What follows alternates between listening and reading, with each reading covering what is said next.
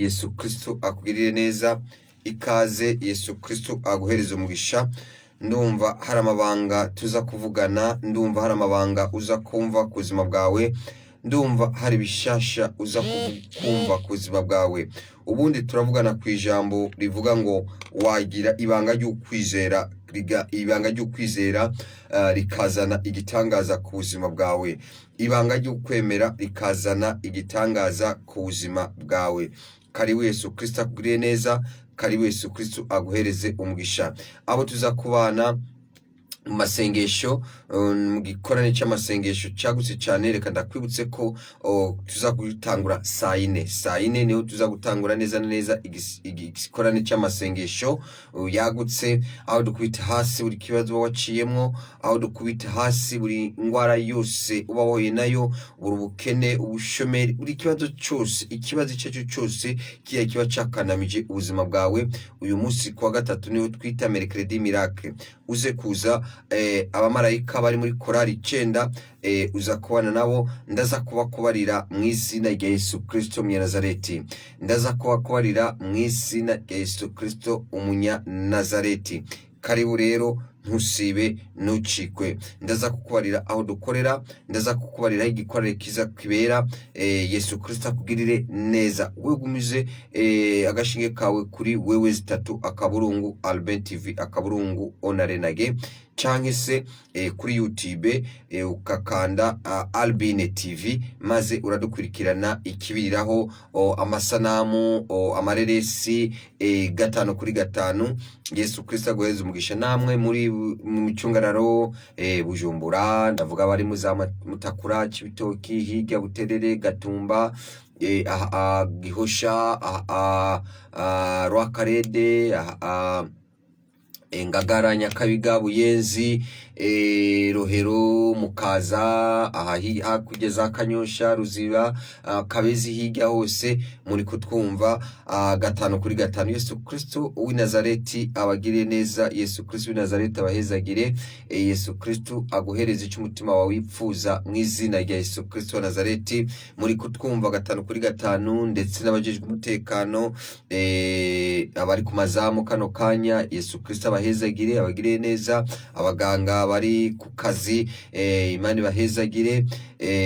Buri muntu wese igikorwa cyose, n'abanyamakuru bari ku mazamu, bari kuri garde niko bavyita mu Gifaransa, Imana Data rugira byose abahereze umugisha mu izina rya Yesu Kristo wa Nazareti.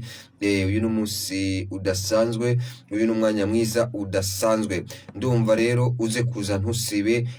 Hari abamarayika abamiliyoni n'amamiliyoni, ndakubarira abaserafe n'abakerubi icyo bajejwe nuko bameze. Ndakubarira marayika mukuru Gabriel icyo ajejwe, ndakubarira uza kubana natwe mu gikorane, uraza kubona imbaraga z'abamarayika.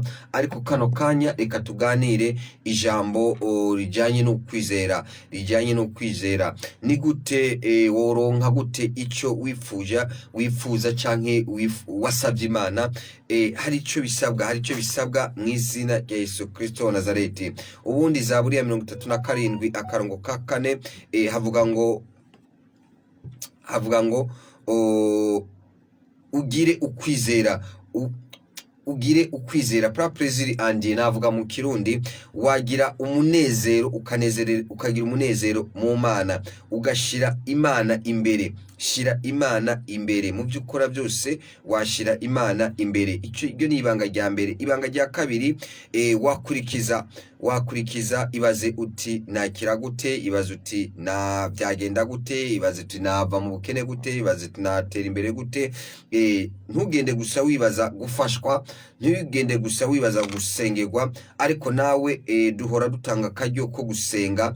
Buri muntu wese fata akaryo ko gusenga, kubera uba wavuye muhira hari icyo wabariye umutima uti ngiye kurondera iki, nifuza imbere y'Imana kwiyankorera iki. Icyo wipfuza n'icyo Imana igukorera, icyo wifuza nicyo Imana igukorera. Ibaze uti byagenda gute, nabona akazi gute, natera imbere gute, nava muri izi ngeso mbi gute, nava muri situation gute. Ibyo byose igihe uvuye muhira uvyibajije, igihe wamanje kuvyibaza, ibyo ni ikimenyetso n'imbaraga z'imbaraga zo kwizera. Icyo ni ikimenyetso cy'imbaraga zo kwizera. Ubugira gatatu, ukiyumvira ati niki wakwifuza mu buzima bwawe, niki wakwifuza kumenya mu buzima bwawe. Subiye inyuma gato nagenda kubarire, uri muganga afasha kuvura abantu, ko nukuri umushingwamanza nawe afasha abantu mu mategeko, afasha abantu mu mategeko. Nuko nguko umuhanuzi nawe afasha abantu mu buvugishwa, mu mpanuro, mu mburi, mu gukiza indwara, mu kuvura, mu gufasha kubohora abantu, mu buryo bwose nkuko nabukubariye muri ziriya mpwemu 9, muri ziriya mpano 9. Ubundi bukurikira bwa gatatu, niki wifuza mu buzima wewe uriko untega amatwi mu izina rya Yesu Kristo wa Nazareti. Wifuza iki mu buzima? Uvyutse muri kino gitondo, niki kintu ubona muri kino gitondo? Turi ku munsi wa gatatu. Ese muri kino gitondo niki kintu uri kubona? Niki kintu urota? Niki kintu ubona imbere yawe muri uyu munsi wa none wa gatatu? Kino gitondo ciza, uno mwanya mwiza. Bamwe ni gitondo, abandi ni mwijoro, bivaye n'amasaha. Abari muri Leta Zunze Ubumwe za Amerika ntabwo turi mu masaha amwe, abari muri Australia ntabwo turi mu masaha amwe, bivaye n'igihugu. Ariko ndi kuvuga nikihe ubona uyu munsi wa none, nikihe kintu ubona. Umwaka ubwo turi mu kwezi kwa gatanu. Reka ndakwibutse ko turi mu kwezi kwiza, turacyari muri kwa kwezi ko gutaza no guhimbaza, turacyari muri kwa kwezi kwiza ku buntu, kwa grace of God, turacyari mu kwezi kwa Dani. Ngakwibutsa ko kwezi kwa kane twarangije kwa ukwezi kwa Yuda. Yuda bisigura guhimbaza, Dani bisigura iki? Riya bashikiria. Dani ni ukwezi kudasanzwe cyane. Igihe tuvuze Dani bisigura ngo guca urubanza, guca imanza, guca urubanza. N'ukwezi kwiza rero turimo, ariko kandi byose niyo mpamvu nakubariye uko waguma hafi ya radio yawe, waguma hafi ya televiziyo yawe, maze ndakubarira ibya dimanche, ndakubarira igishasha ca dimanche ku buzima bwawe, ndakubarira kimwe warurindiriye dimanche niho kizasohora ku buzima bwawe. Karibu rero, Yesu Kristo agure neza. Ntuve hampande ya radio yawe, waba uhombye ntubumuhombe mu uyu munsi wa none, ntubumuhombe mu izina rya Yesu Kristo umunya Nazareti. Nikihe uriko wibaza mu izina rya Yesu Kristo umunya Nazareti? Uzi icyo ushaka, amenya nuko akirondera. Mu Kirundi navuga uwo mugani ngo umuntu azi icyo ashaka amenya nuko akirondera. Nyumviriza neza nshuti mukunzi, ngo uzi icyo ashaka amenya neza nuko akirondera, nuko agitekereza, nuko agishikako. Mu yandi majambo, ngo uzi icyo ushaka umenya nuko ukirondera. Unyumvirize neza, ndaza kuguhamagarira wewe uri kuranyumviriza, ndagufitiye message nziza iva mu ijuru. Ntuze gusiba mu izina rya Yesu Kristo. Ndagufitiye amakuru meza avuye mu ijuru mu izina rya Yesu Kristo umunya Nazareti. Nta wundi turiko turavugana, niwe turiko turavugana. Niyo mpamvu uraza no gutumira mugenzi wawe kugira ngo ntahombe, ntabo muhombe, aze kuza mu izina rya Yesu Kristo umunya Nazareti. Ubwa kane, ibanga rya kane mu buzima, urakeneye ikintu, ubwizwa rero gutanga ikintu. Ikimazi, ikigira 10, ituro, ishikanwa, umwanya, ivyo byose. Mu Faransa niwe bavuze ngo time, umwongereza buriya avuga mu kinofunofu ngo time is money, time is money. Ubwizwa kugira ikintu uheba, ubwizwa ikintu uheba. Urondera ikindi kintu, hari ikindi kintu uheba. Mu yandi majambo mu Gifaransa bavyita, nabivuga sacrifice. Ubwizwa kwisakrifia, hari sacrifice ubwirizwa gutanga ku buzima bwawe. Icya gatanu gikurikira, ikintu cyose uzokigeraho wihanganye. Ibanga rya gatanu, ikintu cyose uzokigeraho wihanganye mu izina rya Yesu Kristo Umunyanazareti. Ikintu cyose uzakigeraho wihanganye mu izina rya Yesu Kristo Umunyanazareti. Niyo mpamvu dusomye mw'ibaruwa rya mbere rya Petero igice 5:15, abafise Bibiliya y'ikirundi bashobora kuzingurura ku rupapuro 265, handitswe ngo kandi gusenga gufatanije n'ukwizera kuzokiza umurwayi, umwami azomuvyura, kandi asanzwe yarakoze ibyaha azabiharigwa. Unyumvirize neza, numva nahasubiramo hano hantu. Ndumva ndi gufashwa cyane, sinzi nawe kuri gufashwa cyane muri kino gitondo. Ndumva ikirere cy'ubuvugishwa, ndumva ikirere cyo gukiza indwara, ndumva ikirere cyo gukiza ubumuga, ndumva ikirere cyo kubohora ababoshwe cyamaze kuguruka. Namaze kukubarira uti mpwemu w'Imana aramanuka, batangura kubona Imana. Mpwemu w'Imana yaramanutse, batangura kubona Imana. Sinzi ko mpwemu w'Imana wamaze kumubona, sinzi uwo mpwemu w'Imana ko wamaze kumumva, sinzi uwo mpwemu w'Imana ko yamaze nawe kugukorera. Ndagutumiriye rero ntusime igikorane cy'uno munsi kizagutangura isaa 4 mu izina rya Yesu Kristo Nazareti. Reka dusubiremo dusome hano ngo kandi gusenga gufatanije no kwizera kurakiza umurwayi. Sinzi ubugwayi waba ufite ubwayi bwo bwose, sinzi ubugwayi bwo mu mufuko waba ufite, sinzi ubugwayi bwo mu muhogo waba ufite, sinzi ubugwayi bwo mu kanwa waba ufite, sinzi ubugwayi bwo mu nda waba ufite, sinzi ubugwayi bwo mu mutima waba ufite, sinzi ubugwayi bwo mu mafyigo waba ufise, sinzi ubugwayi bwo mu mutwe waba ufise, sinzi ubugwayi bwo mu mavi waba ufise, sinzi ubugwayi bwo mu maraso waba ufise, sinzi ubugwayi bwo muri estoma mu mushishito waba ufise, sinzi ubugwayi bwo mu mugongo waba ufise. Ariko ndikukubarira ngo uyu munsi wa none umwami w'abami Yesu Kristo arakuvyura mu izina rya Yesu Kristo. Mu yandi majambo, aragukiza mu izina rya Yesu Kristo wa Nazareti. Iri ni isezerano. Kandi naho waba warakoze ibyaha icyo cyose, icyaha urakizi, icyaha icyo cyose uragiharirwa mu izina rya Yesu Kristo Umunyanazareti. Uragiharirwa mu izina rya Yesu Kristo Umunyanazareti. Uragiharirwa mu izina rya Yesu Kristo Umunyanazareti. Tuye gusoma mu gitabo cyanditswe na Yakobo igice kimwe akantu ka 6, naho n'urupapuro rwa 259 harambarira ngo ariko usabe wizeye atacu kekeranya, kuko ukekeranya ameze nk'umupfunda wo mu muyaga utwagwa n'umuyaga usimbaguriswa. Unyumvirize neza, ukwizera ndacyakubarira mbaraga zo kwizera.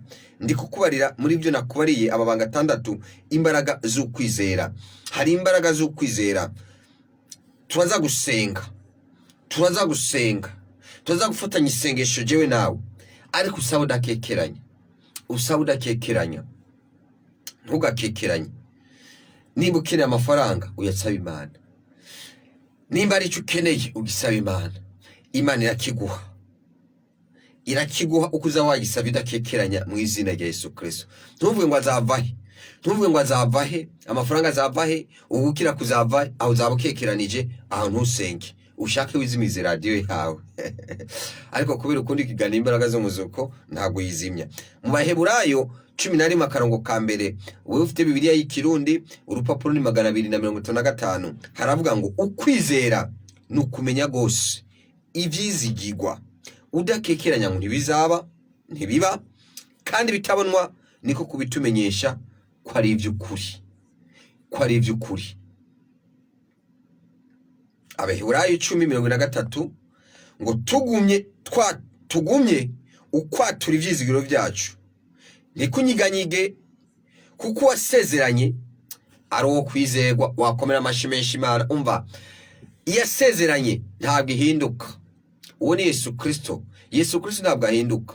Nguko yararesho niko ari n'uno munsi kandi ko azakwama iteka. Yesu Kristo ntabwo akangwa n'amasituation. Yesu Kristo ndi kukubarira ntabwo akangwa ngo umugabo uvyibushe.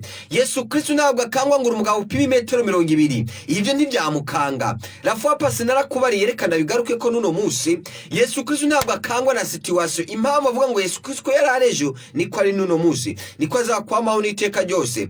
Ntabwo akangwa na situation waba urimo. Ntabwo akangwa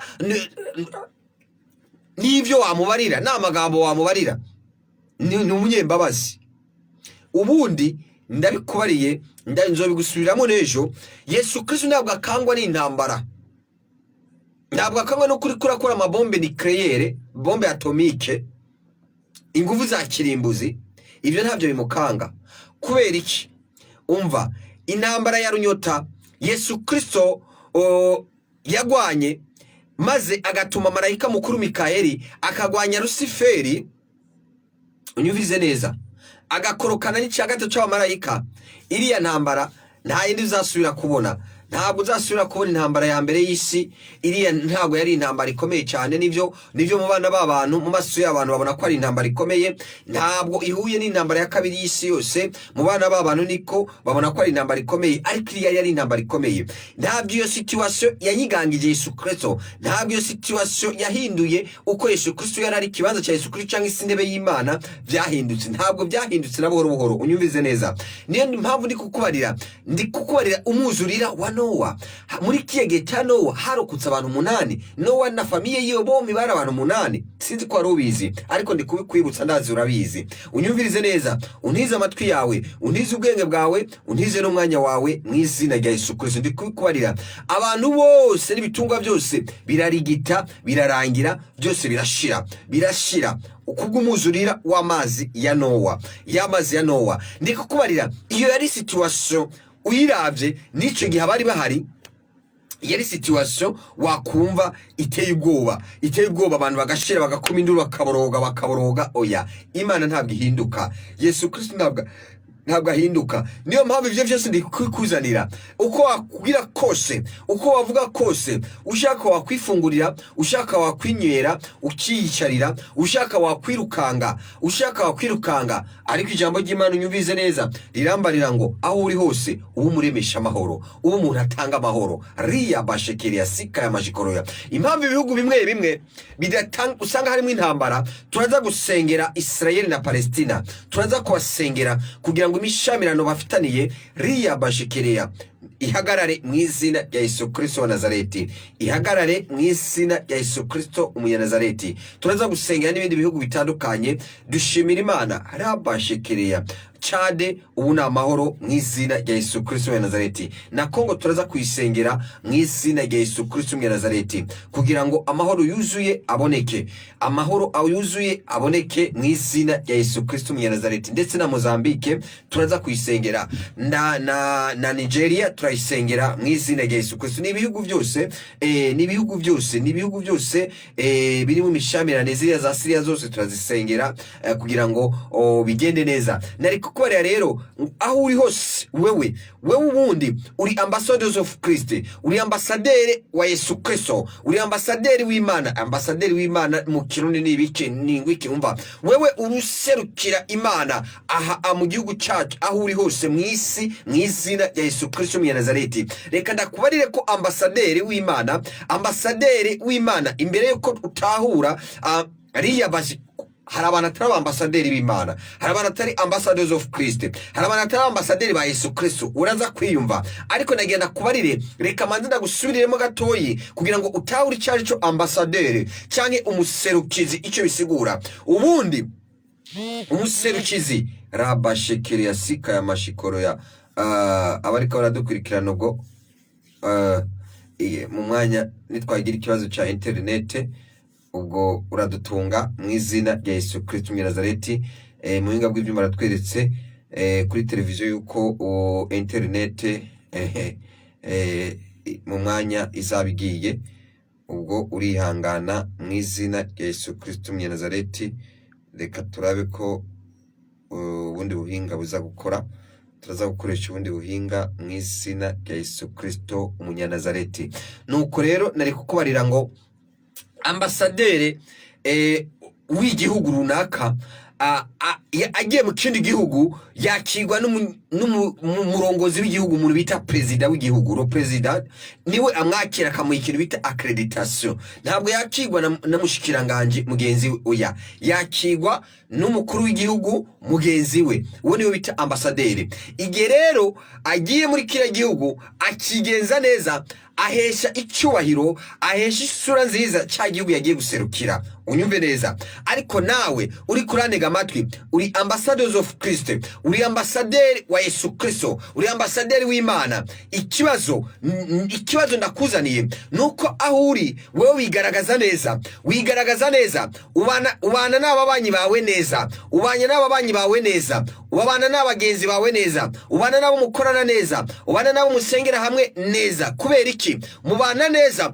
Kuko wewe uri ambasaderi w'Imana, uri ambasaderi wa Yesu Kristo. Ntabwo uri ambasaderi w'uwundi muntu, oya, uri ambasaderi w'Imana, uri ambasaderi wa Yesu Kristo. Niyo mpamvu ubana neza n'uwo mukorana, ubana neza n'umugenzi wawe, ubana neza niki? Mu yandi majambo, uratanga amahoro, ngo urumuremesha amahoro, ngo urumuremesha amahoro, ngo utanga amahoro ku mugenzi wawe. Ntabwo wewe uri kurantega amatwi usita mugenzi wawe, ntabwo wewe rabashekere yasika ya mashikuru, ntabwo wewe uri kuranyumviriza mugenzi wawe utifuza ko yatera imbere, ntabwo wewe uri ko riyabashekerea, ntabwo wewe uri kuranyumviriza wipfuriza inabi mugenzi wawe, oya, kuko umwambasaderi w'Imana, ambassador of Christ, ari wewe uri kuranyumviriza wipfuza ibyiza, wipfuza ugaragaza le bon comportement, ugaragaza impano nziza, ugaragaza imyifatire myiza iva mu ijuru. Mu ijuru na amahoro, mu ijuru nta mishwano ibaho. Nakuba ari imishwano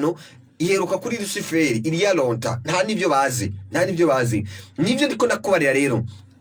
Bigenza neza nk'uko we wigenza neza, basenga neza nk'uko usenga neza, bakurikira Yesu Kristo nk'uko bakurikira Yesu Kristo, wizera nk'uko wewe wizera. Riya bashikiria ukwizera, gira ukwizera uzashika ku Imana yakuvuzeho mu izina rya Yesu Kristo mu Nazareti. Ukwizera kurakomeye nshuti mugenzi, ukwizera kurakomeye nshuti mugenzi, ukwizera, gira ukwizera mu izina rya Yesu Kristo mu Nazareti, gira ukwizera mu izina rya Yesu Kristo mu Nazareti. Ubundi mu yandi majambo ngenda kubarire nshuti mugenzi, abambasaderi iyo bahuriye hari inama bahora bahuriramwo, abambasaderi baba batandukanijwe, baba bavuye mu bihugu bitandukanye. Reka ndakubarire, bavuga ijambo rimwe kuko bari ku mugabo, baba baserukira ibihugu byabo. Ubwo tuvuga abambasaderi baba baserukira ibihugu bya Afrika bitandukanye, igihe bari mu nama runaka bavuga bimwe, kuko usanga ibibazo bimwe bya Afrika ari bimwe, ntabwo bavuga ibintu bitandukanye. Natwe turaba ambasaderi, nawe nanje turaba ambasaderi, we are the ambassadors of Christ. Turaba ambasaderi, turabaserukizi b'ijuru, tuvuga iby'ijuru, tuvuga rumwe, rabashikiria. Ubwo rurimi rumwe tuvuga nuru, tuvuga ko Yesu Kristo ari umwami n'umukiza, tuvuga ko Yesu Kristo yapfuye akazuka, tuvuga ko Yesu Kristo ari umwami w'abami, riya bashikiria. Tuvuga ko Yesu Kristo avuka mu muryango ari umuyuda. Umuyuda ni kuvuga iki? Ni umuryango w'abami, riya bashikiria, sika ya mashikuruya. Karibu rero dimanche, unyumvirize neza dimanche, ndabikubarira dimanche nzakubarira. Wowe wari umaze kumva ikintu bita aigre ni mu Gifaransa, mu Kirundi ni ikizu canke akagoma canke se inkona.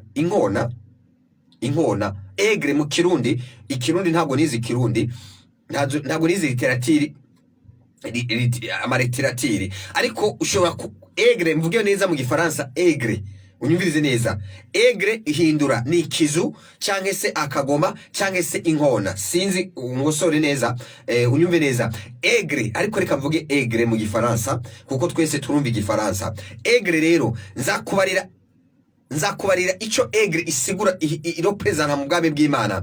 Mu bwami bw'Imana aigre irepresenta ubuntu bw'Imana, divinité, donc ubumana.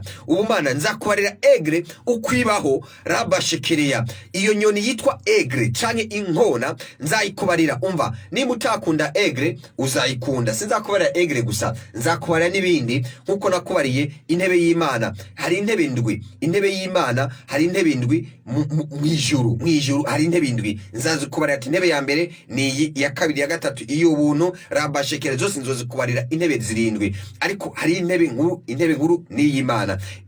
Nzazikubarira rero uko nakubarira ubushize, n'uri kukubarira bya binyabuzima bine bikikije. Harimo intare, nakubariye icya mbere ni intare, icya kabiri ndakubarira n'umwana w'umuntu, icya gatatu ndakubarira rabashekera ikimasa cyangwa umwana w'intama, icya kane ndakubarira ko ari egre, ariyo egre zitonze muri quatre points cardinaux bimeze nka kare urayibona, abantu bazi ibiharuro kare bacamo mu byari byo. Nzakubikubarira rero ayo namahishurirwa ndi kukubarira. Nzakubarira dimanche, ntuje kuri radio yawe mu izina rya Yesu Kristo Nazareti. Ubwizwa kwigenza neza, wewe uri ambassadeur of Christ, uri ambassadeur de Christ, de Jésus Christ, uri ambassadeur umuserukizi wa Yesu Kristo. Niyo mpamvu ndagushimira cyane, niyo mpamvu ndagushimira ko wabyutse ukaba uri kurumviza kano kanya mu izina rya Yesu Kristo. Ntabwo ushobora kugira ibidahuye n'ubugombe bw'Imana mu izina rya Yesu Kristo Nazareti. Reka ndakubarire, uwakoze ibitari ubugombe bw'Imana yari Luciferi. Warabonye ikuntu byagenze, yarakorowe, akororanwa n'abari bamushigikiye. Abari bamushigikiye bari abamarayika bato, icya gatatu barakororanwa, batabwa mu nyenga y'umuriro, baramaze kubakondane. Ntabwo rero wewe uri Luciferi, ntabwo wewe uri muri iriya myuka ingahe icya gatatu yakorokanye na Satani, ntabwo urimo. Wewe uri umwana w'Imana, ntabwo uracibwa urubanza, uri mu buntu, uraharigwa buri kanya uraharigwa. Niyo mpamvu atadayimoni Satani ataza nayo ngo iguhendahende ikubarire ukore bitari byo, kuko nta jiri zabona. Byararangiye kuri Luciferi, kuri Satani. Ariko wewe uri ambassadors of God, uri ambassadeur w'Imana, uri ambassadeur wa Yesu Kristo. Ibyo ukora byose ukora ibigiye mu bugombe bw'Imana. Ubugombe bw'Imana n'ubuhe? Nuko utanga amahoro, kuko nawe yaguhaye amahoro. Yesu Kristo ubwayo yaguhaye amahoro, yagusiganya amahoro. Yavuze ngo ndabasiganya amahoro, rabashekere asika amachikoro. Muyandi majambo, wewe uri umunyamahoro, yagusiganya amahoro, aguha amahoro yose kugira ngo nawe uyatange mu bandi, atabataraba aba ambassadors of Christ. Nuko wewe uri kuranyumva rero, wewe uri umunyamahoro, utanga amahoro kuri bagezawe, utanga amahoro ku kazi, utanga amahoro aho ugendera hose, utanga amahoro kuko nawe uri umunyamahoro. Umuntu akubonye akumva amahoro. Ubundi ikizakumenyesha ko wakoze icaha, uzabura amahoro muri wewe, uzabona abantu wunge. Kubera iki? Hari ibyaha bikuzuyemo. Umuntu w'umunyabyaha ntaseruka habona. Uri umunyabyaha ntunaterefona no guterefona. Ndiko nakubara ibimenyetso by'umunyabyaha by'uwaguye. Urashobora kuba uri umukizwa ariko ukaba waguye.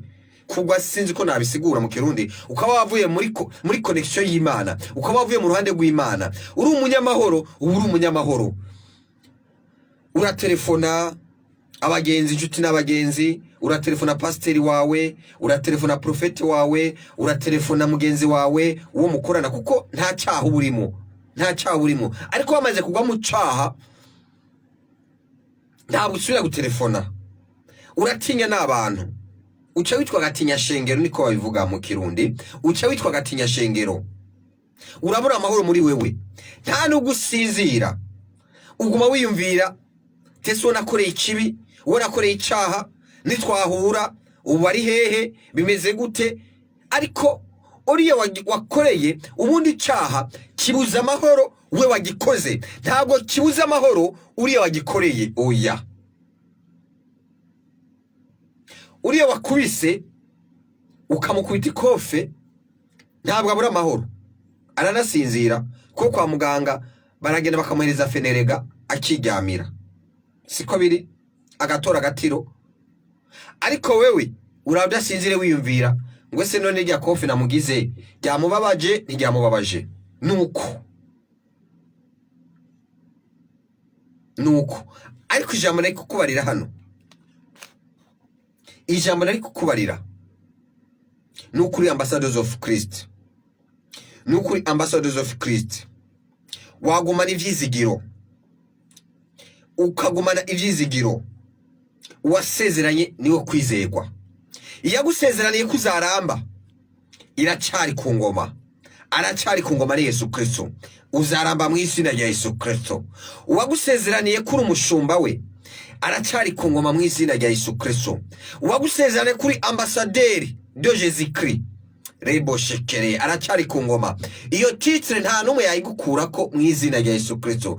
Wewe uri kuranega amatwi, umva uri ambasaderi wa Yesu Kristo, ukorerwa mu ambasaderi, wifate neza, urepresente neza ijuru mu izina rya Yesu Kristo. Umva ndabikubariye, igihe utarepresenta neza ijuru, igihe utaserukira neza ijuru, ndabikubariye ejo sikera, ejo araza gutware accreditation, agutware accreditation, akwambure bwa burenganzira. Mu Kirundi bavyita kwambura uburenganzira. Na kwambura uburenganzira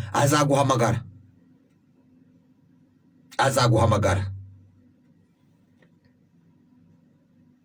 nivyo n'abandi bambasaderi igihe agiye mu gihugu runaka, igihe agiye mu gihugu runaka akikora ivyo yigombeye, ubwo uravyumva nawe we uravyumva nawe we ko agiye mu gihugu runaka akikora ivyo yigombeye, uravyumva nawe we uravyumva nawe we ko agiye mu gihugu runaka akikora ivyo yigombeye,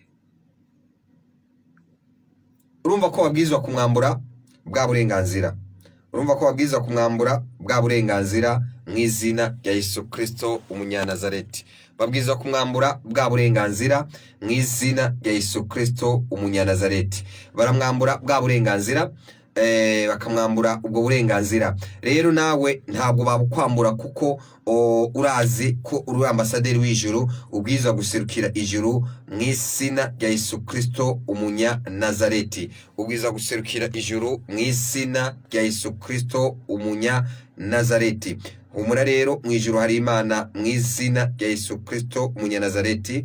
Mu ijuru hari Imana mu izina rya Yesu Kristo umunyanazareti. Hari Imana ishobora byose kandi itanga ubuzima. Mu Bitesalonika, mikete Paulo yandikiye Abitesalonika ba mbere, ikete rya mbere Paulo yandikiye Abitesalonika igice cya 5 guhera ku kantu ka 17 avuga ngo musenge ubudasiba, mwame mukenguruka muri byose. Unyumvirize neza ngo musenge ubudasiba, Raba Shekere yasika ya mashikoroya, ngo mwame mukenguruka muri byose kuko ico ari Imana ibagomba ko muri Kristo Yesu. Nshuti mukunzi, mudusenge, tuzasenga ubudasiba. Yesu ashimwe cyane.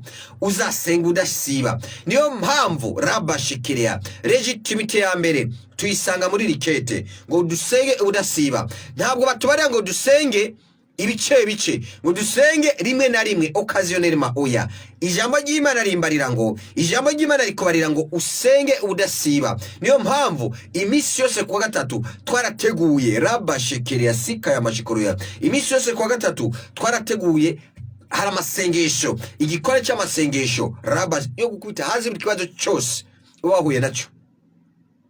Ntusibe rero juti mukunzi ngo musenge ubudasiba, mwame mukenguruka muri byose. Uraza gushimira Imana nimba waragwaye, utamaza gushimira Imana. Nibiguhungabanye, nibikuze kuramya Imana. Nawe waba ugwaye, nawe waba warakenye, waba waragwaye, amanze bishimira Imana. Tindabishimira Imana. Umva, igihe ushimira Imana ko wageze kugwara, ni ikimenyetso cyuko ushimira Imana ubugiye gukira mu izina rya Yesu Kristo. Ugiye ushimira Imana ko wigeze gukena amafaranga, ni ikimenyetso cyuko ugiye kubona amafaranga mu izina rya Yesu Kristo. Unyumve neza, unyumve neza. Unyumve neza ngo mwame mukenguruka muri byose kuko icyo ari Imana ibagomba ko muri Kristo Yesu. 19 ntimukazimye mpemu, ntimugakengere ibyo bavugishwa n'Imana. Akarongo ka 20 ntimugakengere ibyo bavugishwa n'Imana. Raba Shekere yasika ya mashikoroya ngo ntimugakengere ibyo bavugishwa n'Imana. Tukiri ngaha niko hari umuntu nabariye n'abantu babiri nabareti Imana yeretse ibi nibi inyeretse ibi nibi dusenge kugira ngo Imana ivyo bintu birangire impamvu Imana ituma twebwe abavugishwa ni ikihe? Ku ruhande rumwe Imana itwereka ibintu bizaba ejo cyangwa hirya y'ejo kugira ngo dufate duhagarare neza. Ndakwibutse ko umwami Rabashikiriya hateye ikibazo mu gihugu ciwe, yambara amagunira abanyagihugu biwe ati twambara amagunira, twambare twisige n'iminyota, duce bugufi imbere y'Imana, turabe ko Imana yadukiriza bino bintu, kuko Imana ishoboye byose, ikura ama situation yose, yaba ingwara y'ibiki n'ibiki byose irabishoboye, irabikuraho. Si ibyo gusa, umwami Hezekiya urabizi yaragwaye cyane ari ku musego,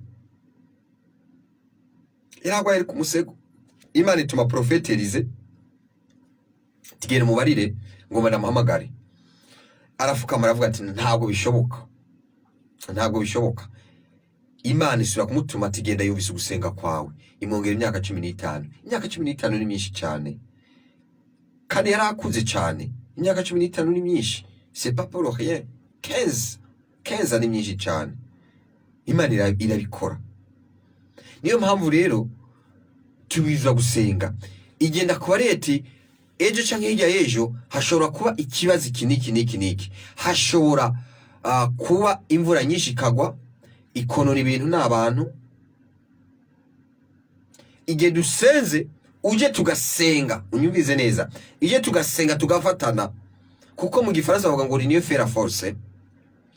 Igihe uje tugafatanya tugasenga tukabihagarika, tukinginga Imana timana ibintu bizadushikire mu izina rya Yesu Kristo, tukinginga Imana tugaca bugufi, Imana irabihindura. Imana yabihindura, ndabikubariye. Nimba hari gusambuka inzu zibiri, harasambuka imwe, ntumva ko ya masengesho afite imbaraga cyane yegeye nimwe isambuka.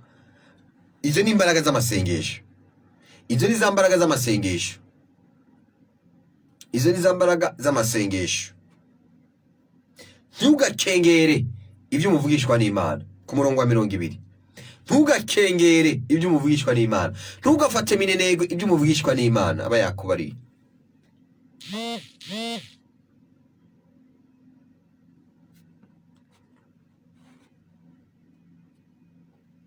Abanyefeso 6:16 ngo kandi hamwe n'ivyo ngo mwakira inkinzo y'ukwizera, niyo muzoshoboza kuzimisha imyambi ya wa mubi yose yakumuriro.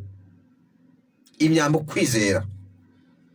Satani ntahagarara n'abakozi biwe, nakore Satani akoresha abantu bafise inyama n'amaraso, agakoresha n'ibintu. Ntahagarara ijoro buba bukeye iwe, uretse ko no kumuranga akora ijoro buba bukeye, ariko uretse ko no mu kumuranga akora, akoresha telefone, akoresha ama WhatsApp, akoresha impapuro, akoresha inyandiko, akoresha amakaramu, akoresha ama envelope, aguma yiyumvira, akoresha abantu, agakoresha n'ibintu. Ntabwo ahagarara, ntabwo ahagarara. Satani ntabwo ahagarara. Niyo mpamvu tubwizwa gusenga natwe ubudasiba, ntiduhagarare, tukamara ibigwanishwa. Ubushize nako ari ibigwanishwa, ukamara ibigwanisha. Umubigwanisha rero hamwe ukwizera n'ugusenga, amasengesho, ukwizera, inkota ariyo jambo ry'Imana, inkofe, byose nagenda ndabikubarira. Satani nimba akoresheje abantu n'ibintu, nawe ntucukoresha abantu n'ibintu. Oya, ibigwanisha by'uwizera, ingoyi zikomeye z'uwizera z'umuntu asenga n'ukwizera. Gira ukwizera, Imana ndaze yaravuze, Mana waravuze ukunuku. Ntukigwanirire, Imana niyo yo kukugwanirira, niyo kukugwanirira muri ubwo buzima urimo, niyo kugwanira muri iyo situation. Ntiwicira inzira, ntiwicira inzira, ntiwicira inzira, ntiwicira inzira. Legitimite urayifise. Twabibonye muri iketi y'Abitesalonika ngo musenge udasiba, ngo musenge udasiba. Dushimira Imana igihugu cyacu n'igihugu ciza. ni Yerusalemu yacu, ni Yerusalemu ya kabiri, ni Yerusalemu umugwa mukuru w'amahoro. Uretse ko mu ijuru hari Yerusalemu, hari umusozi Siyoni. Nzobikubarira dimanche, nzobikubarira dimanche. Usenge ubudasiba. Byose tubiri muri Bibiliya twarabihawe. Ngo musabe muzaronka, muguruze muzakugururirwa. Intambara si yawe, iyo ngwara si yawe, icyo kibazo si cyawe, ubwo bushomeri si ubwawe. Ntabwo we mwagwa, ntabwo washobora. Bwereka Imana ngo ibyo musaba byose mubyereke Imana. Ereka Imana ati Mana urugamba n'urwawe. Ntabwo washobora ngo abo tugwane saba inyama n'amaraso, ni impemu mbi ziba zabinjiyemo. Icyo wizera gira ukwizera, nuko Yesu Kristo yatsinze ku musaraba, nuko wasezeranye abwirizwa kwigwanira. Rabashekereya. Urazi inkuru ya Gideyoni? Gideyoni yaragenda kugwana akaneshwa n'Abafilisitiya. Yari umuntu w'Imana Gideyoni, ariko Imana yamubarira ati rabashekereya, wakora uku. Ariko unyumvirize neza, se yitwa Yowashi, ugisanga mu gitabo cy'abacamanza igice ca 9, yego 6 abacamanza 6, nibisome iyo nkuru ya Gideyoni. Agiye asangangura cya kimazi cyawo, cya kimana cyawo basenga cyitwa Bayali. Abantu barashwa baduka ngo nta wundi umuntu yabikoze, ngo ni Gideyoni muhungu wa Yowashi. Bagenda kumurondera muhiriwe. Sera babari ati ni ibiki? Tiyo yatwiciye Imana yacu, yadusamburiye Imana yacu, ashiraho ikibazo c'inka imaze imyaka 7.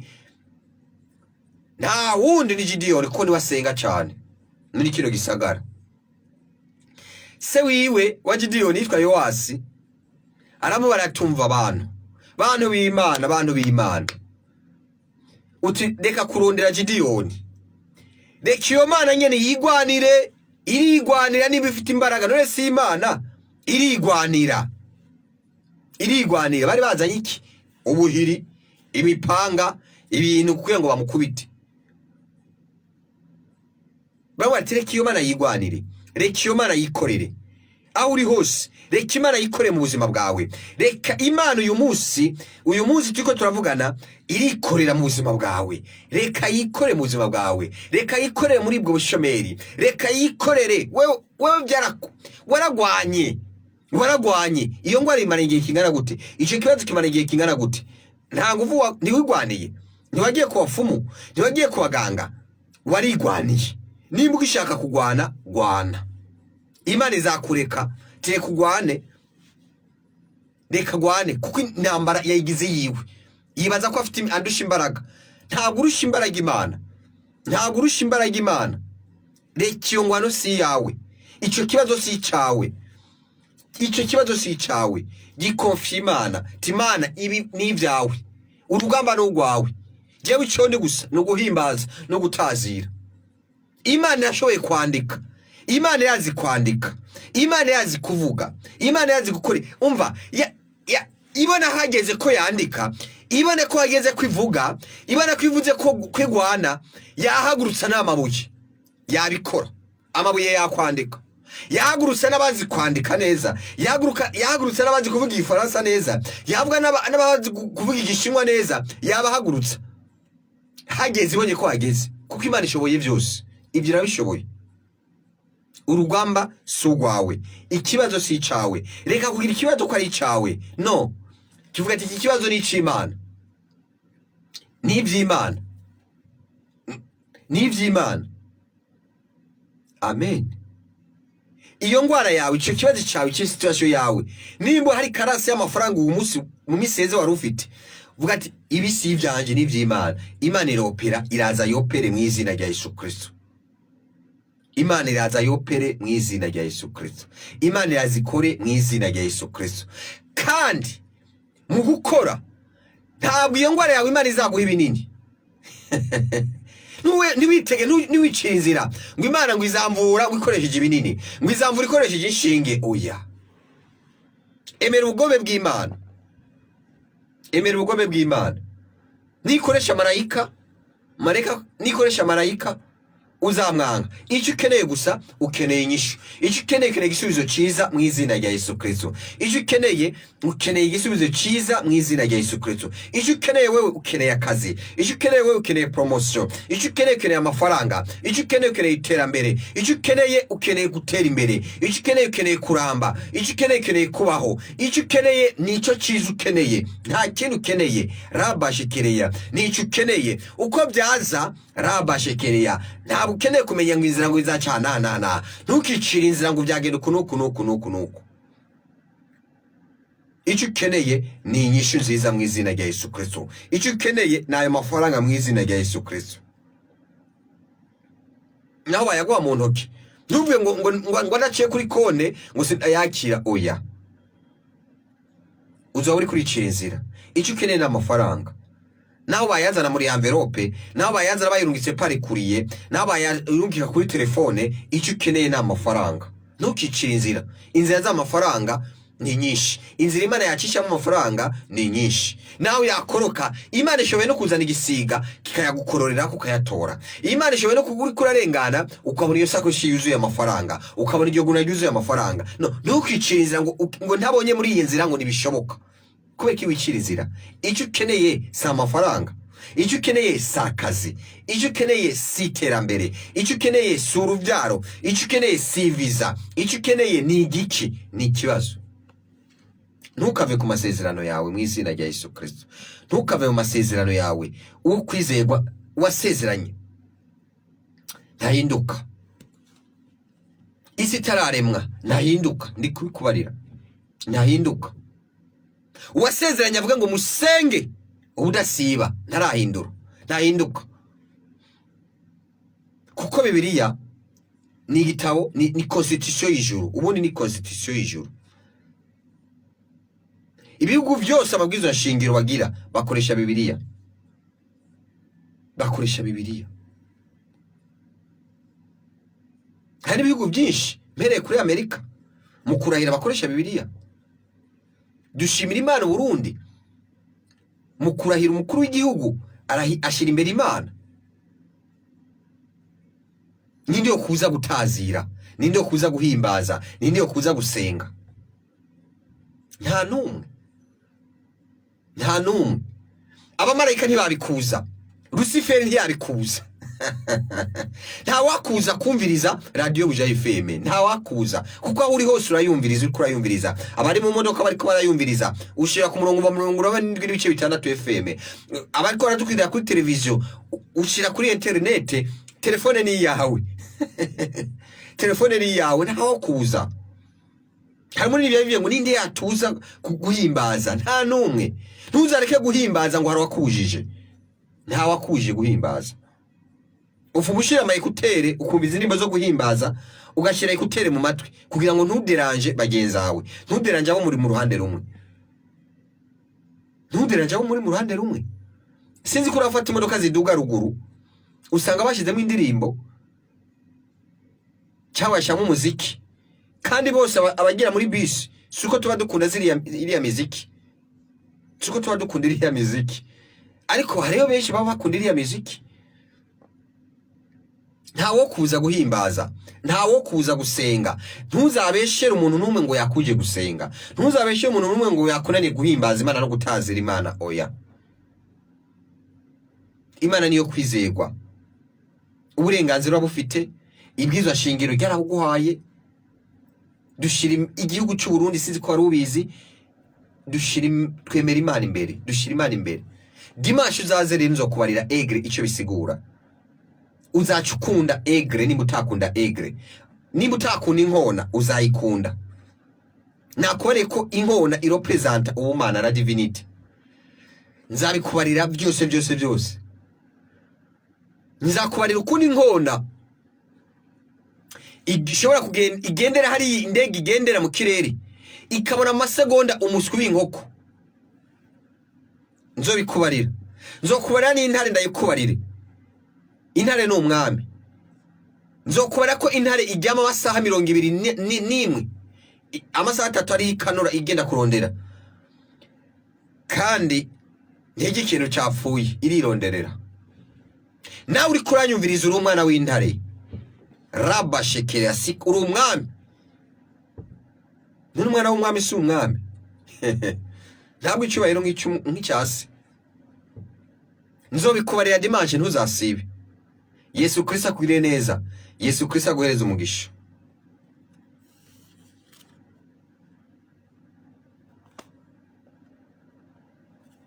Abanyefeso 3:20 ngo nuko ishobora gukora ibirengeye cyane ibyo dusaba n'ibyo twiyumvira byose nk'ubushobozi bwayo budukoreramo buri. Ndasubiramo Abanyefeso 3:20 nuko ishobora gukora ibirengeye cyane ibyo dusaba n'ibyo twiyumvira byose. Imana nimba wayisabye imodoka 2 izaguha imodoka 20. Niko ijambo ry'Imana rikubarira. Ibyo wiyumvira byose ari ibyiza izabigwiza inshuro 1000. Waye nashaka zirenga. Ukaba hari umuntu ariko aranyumviriza, ndumva ngo hari umuntu ariko aranyumviriza yipfuriza nabi mugenzi we. Iyo nabi uri kuramwipfuriza izayikugwiriza ko inshuro 1000 iyikurabishe ko wenyine. Niko ijambo ry'Imana rikorera mbarira. Ndukumva ndumubwije ngo hari umuntu ariko aranyumviriza. Ndasubiramo ngo nuko ishobora gukora ibirengeye cyane ibyo dusaba. Usaba imodoka 5, imodoka izaguha imodoka zirenga 50 mu izina rya Yesu Kristo. N'ibyo twiyumvira byose wiyumvira ibyiza izabikugwiriza inshuro zirenze 1000 mu izina rya Yesu Kristo. Ndikumva hari umuntu ariko arumviriza kino kiganiro, ariko ariyumvira inabi. Sinzi yo naba ariko ariyumvira. Kubw'umwanya sinayinjiramo ndayidetaye, ndayinjiriye mu ihishurirwa ngo niyi. Ariko icy'ingenzi ngo ariko ariyumvira inabi. Iyo nabi iramugarukira kuri wenyene inshuro zirenze 1000.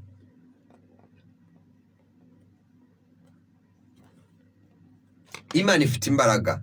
Imana ni nyembaraga. Ibyo nibiva mu kwizera. Ndangiriza mu byandiko byanditswe mu iketi rya Paulo yandikiye Abaroma 10:17. Nuko kwemera, nuko kwizera kuva kukumva, nukumva kuzanwa n'ijambo rya Yesu Kristo. Ndarangije. Kuzanwa n'ijambo rya Yesu Kristo. Kuzanwa n'ijambo rya Yesu Kristo. Nshuti mukunzi, igira ukwizera. Gira ukwizera. Gira ukwizera. Izera kuri umunyamahoro. Nawe uba umunyamahoro.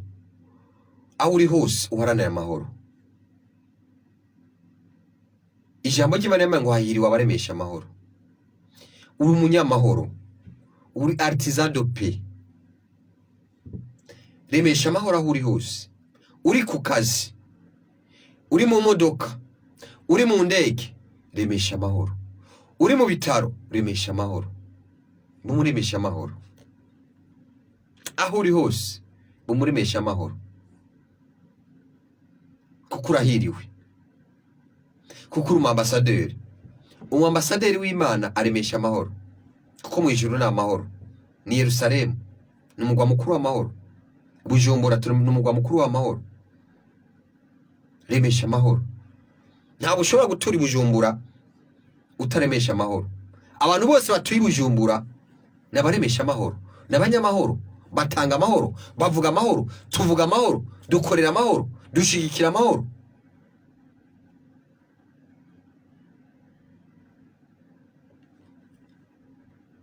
Dushigikira amahoro.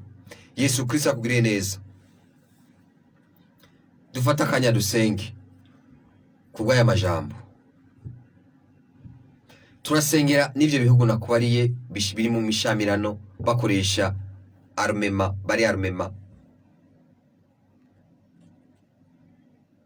bakoresha ibigwanisho, amabuye, ibiki, nabikubariye. Dusengera ibihugu bitandukanye byo ku isi biri mu ntambara z'umubiri n'amaraso. Tubasengere, tubasengere. Dusengera abagwayi batandukanye aho ari hose, abari mu mihana. Nawe ndagusengera, ariko nawe usenge. Naho waba ugwaye, usengera ivyo bihugu, usengera abo bantu, biragenda neza mu izina rya Yesu Kristo. Wewe naho waza bari kurasengera abo bandi, nawe ibyawe biriko biraringanizwa mu izina rya Yesu Kristo.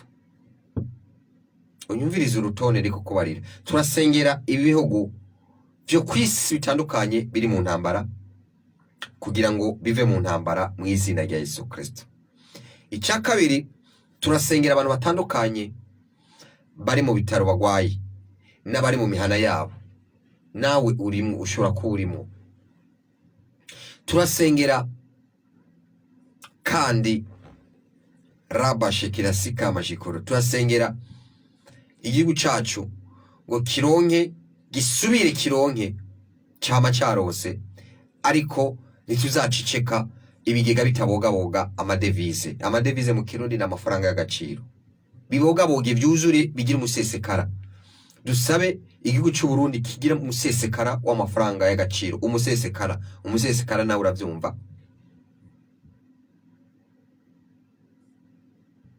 Y'agaciro.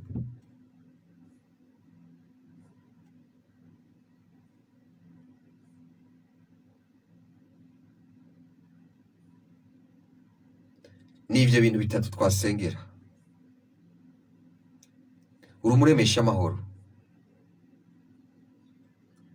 Urumuremesha amahoro, urumunyamahoro. Turasenga mu izina rya Yesu Kristo. Ufatanye nanjye usubiremo n'amajambo ati: Data, mu izina rya Yesu Kristo, ndakwizeye kuri Imana nziza, ndakwizeye kuri Imana y'imbaraga, ndakweretse ibihugu bitandukanye byo kwisi. Ndavuze ngo mu izina rya Yesu Kristo, reka umwuka mubi w'intambara, umwuka mubi wo gushamirana uhagarare mu izina rya Yesu Kristo. Ndavuze ngo igihugu cya Israel na Palestina, reka habe umwumvikano mu izina rya Yesu Kristo. Reka habe umubano mwiza mu izina rya Yesu Kristo. Ndavuze ngo Mozambique igira amahoro mu izina rya Yesu Kristo. Ndavuze ngo Republika Iharanira Demokarasi ya Kongo igira amahoro mu ntara zose mu izina rya Yesu Kristo. Ndavuze ngo ibihugu bitandukanye na Nigeria haba amahoro mu izina rya Yesu Kristo. Ndavuze ngo Syria haba amahoro mu izina rya Yesu Kristo. Ndavuze ngo Afghanistan haba amahoro mu izina rya Yesu Kristo. Ndavuze ngo Pakistan haba amahoro yuzuye mu izina rya Yesu Kristo. Ndavuze ngo na Amerika habemo amahoro yuzuye mu izina rya Yesu Kristo. Ndavuze ngo Ubufaransa habemo amahoro mu izina rya Yesu Kristo. Ndavuze ngo ibihugu byose byo ku mugabane wa Burayi bimwe amahoro yuzuye mu izina rya Yesu Kristo. Ndavuze ngo amareta yose ya Amerika habemo amahoro mu izina rya Yesu Kristo. Ndavuze ngo Canada na Australia habemo amahoro mu izina rya Yesu Kristo. Ndavuze ngo ibihugu byo muri Aziya byose bimwe amahoro mu izina rya Yesu Kristo wa Nazareti. Ndavuze ngo ibihugu byose bya Afrika bimwe amahoro mu izina rya Yesu Kristo wa Nazareti. Data wa twese, ndavuze ngo impwemu mbi yose y'imfu yatuma abantu bicana aho iri hose ku mugabane w'isi, ndavuze ngo iyo mpwemu ndayikubise hasi mu izina rya Yesu Kristo. Ndayihakanye mu izina rya Yesu Kristo. Ndayifuse mu izina rya Yesu Kristo. Ndayifuse mu izina rya Yesu Kristo. Ndavuze ngo ndi umunyamahoro mu izina rya Yesu Kristo. Vuga ati: ndi umunyamahoro mu izina rya Yesu Kristo. Ndi ambassadors of Christ mu izina rya Yesu Kristo. Ndi userukira igihugu cy'ijuru mu izina rya Yesu Kristo. Ndi userukira Yesu Kristo hano ku isi mu izina rya Yesu Kristo. Tizamamaza amahoro mu izina rya Yesu Kristo. Tizavuga amahoro mu izina rya Yesu Kristo. Nzatanga amahoro mu izina rya Yesu Kristo. Tizaharanira amahoro mu izina rya Yesu Kristo. Nzashigikira amahoro mu izina rya Yesu Kristo. Nzahuza abatagira amahoro mu izina rya Yesu Kristo. Ntabwo nzasambura amahoro mu izina rya Yesu Kristo, kuko icyo ni icyaha gikomeye mu izina rya Yesu Kristo. Imana yahavinya ku buzima mu izina rya Yesu Kristo. Yahavinya ka accreditation mu izina rya Yesu Kristo. Nzashigikira amahoro mu izina rya Yesu Kristo. Nzashigikira amahoro mu izina rya Yesu Kristo. Data, mu izina rya Yesu Kristo wa Nazareti, ndakweretse abantu bose bari mu bitaro aka kanya mu izina rya Yesu Kristo. Ndakweretse abari mu ngo mu izina rya Yesu Kristo, bagwariye mu ngo zabo mu izina rya Yesu Yesu Kristo. Ndavuze ngo reka imbaraga z'umuzuko zibagereho mu izina rya Yesu Kristo.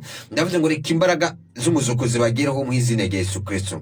Reka imbaraga zikiza zisangirire remi ntibagira imvo ahari mu izina rya Yesu Kristo. Usubiramo, ndavuze ngo imbaraga z'umuzuko zisangire aho wari Ndayisenga Renova mu izina rya Yesu Kristo.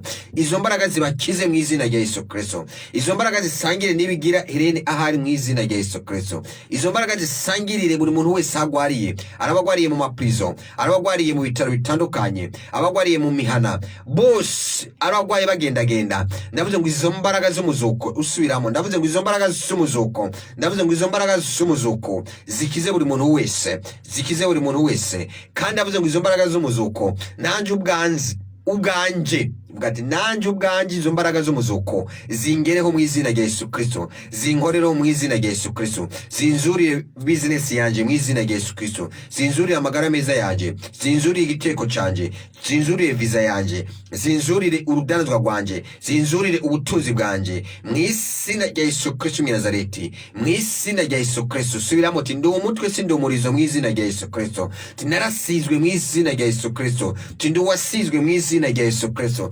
tinarasizwe mu izina rya Yesu Kristo. Nta mpemu mbi nimwe yanyiteranyaho mu izina rya Yesu Kristo, nta mwasi jewe yangwanya mu izina rya Yesu Kristo, kuko ndi umwana w'Imana mu izina rya Yesu Kristo. Subiramo aya magambo, ndi ku burinzi bw'Imana mu izina rya Yesu Kristo. Subiramo aya majambo, ndi ku burinzi bw'Imana mu izina rya Yesu Kristo, ndi ku protection y'Imana mu izina rya Yesu Kristo.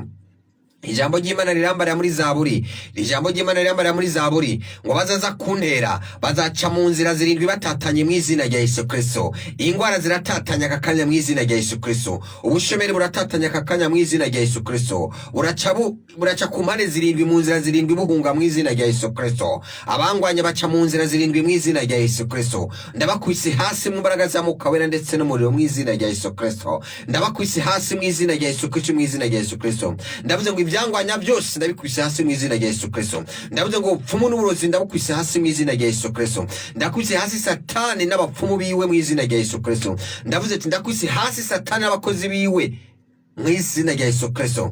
Buri myuka yose, subiramo, buri myuka yose mibi, buri myuka mibi yose ishari, buri myuka mibi yose ishari y'uburozi ndayikwita hasi mu izina rya Yesu Kristo. Ndayituriye mu mbaraga za Mwuka Wera ndetse n'umuriro mu izina rya Yesu Kristo. Ndurukije umuriro w'Imana, subiramo, ndurukije umuriro w'Imana, ndurukije umuriro w'Imana, ndurukije umuriro w'Imana, umuriro w'Imana, umuriro w'Imana, umuriro w'Imana urasenya ibicaniro byose, urasenya ibicaniro byose, urasenya ibicaniro byose byigize ngo nibayari mu izina rya Yesu Kristo mu Nazareti, mu izina rya Yesu Kristo mu Nazareti. Ndatuye amahoro mu gihugu, ndatuye amahoro mu Burundi, ndatuye amahoro ku isi mu izina rya Yesu Kristo mu Nazareti, mu izina rya Yesu Kristo wa Nazareti. Subiramo aya magambo, mu izina rya Yesu Kristo wa Nazareti, mu izina rya Yesu Kristo wa Nazareti, mu izina rya Yesu Kristo mu Nazareti. Uhereye none iteka ryose mbaye muzima, mbaye cyari mwigisha, mbaye muzima, ndakomeye mu izina rya Yesu Kristo,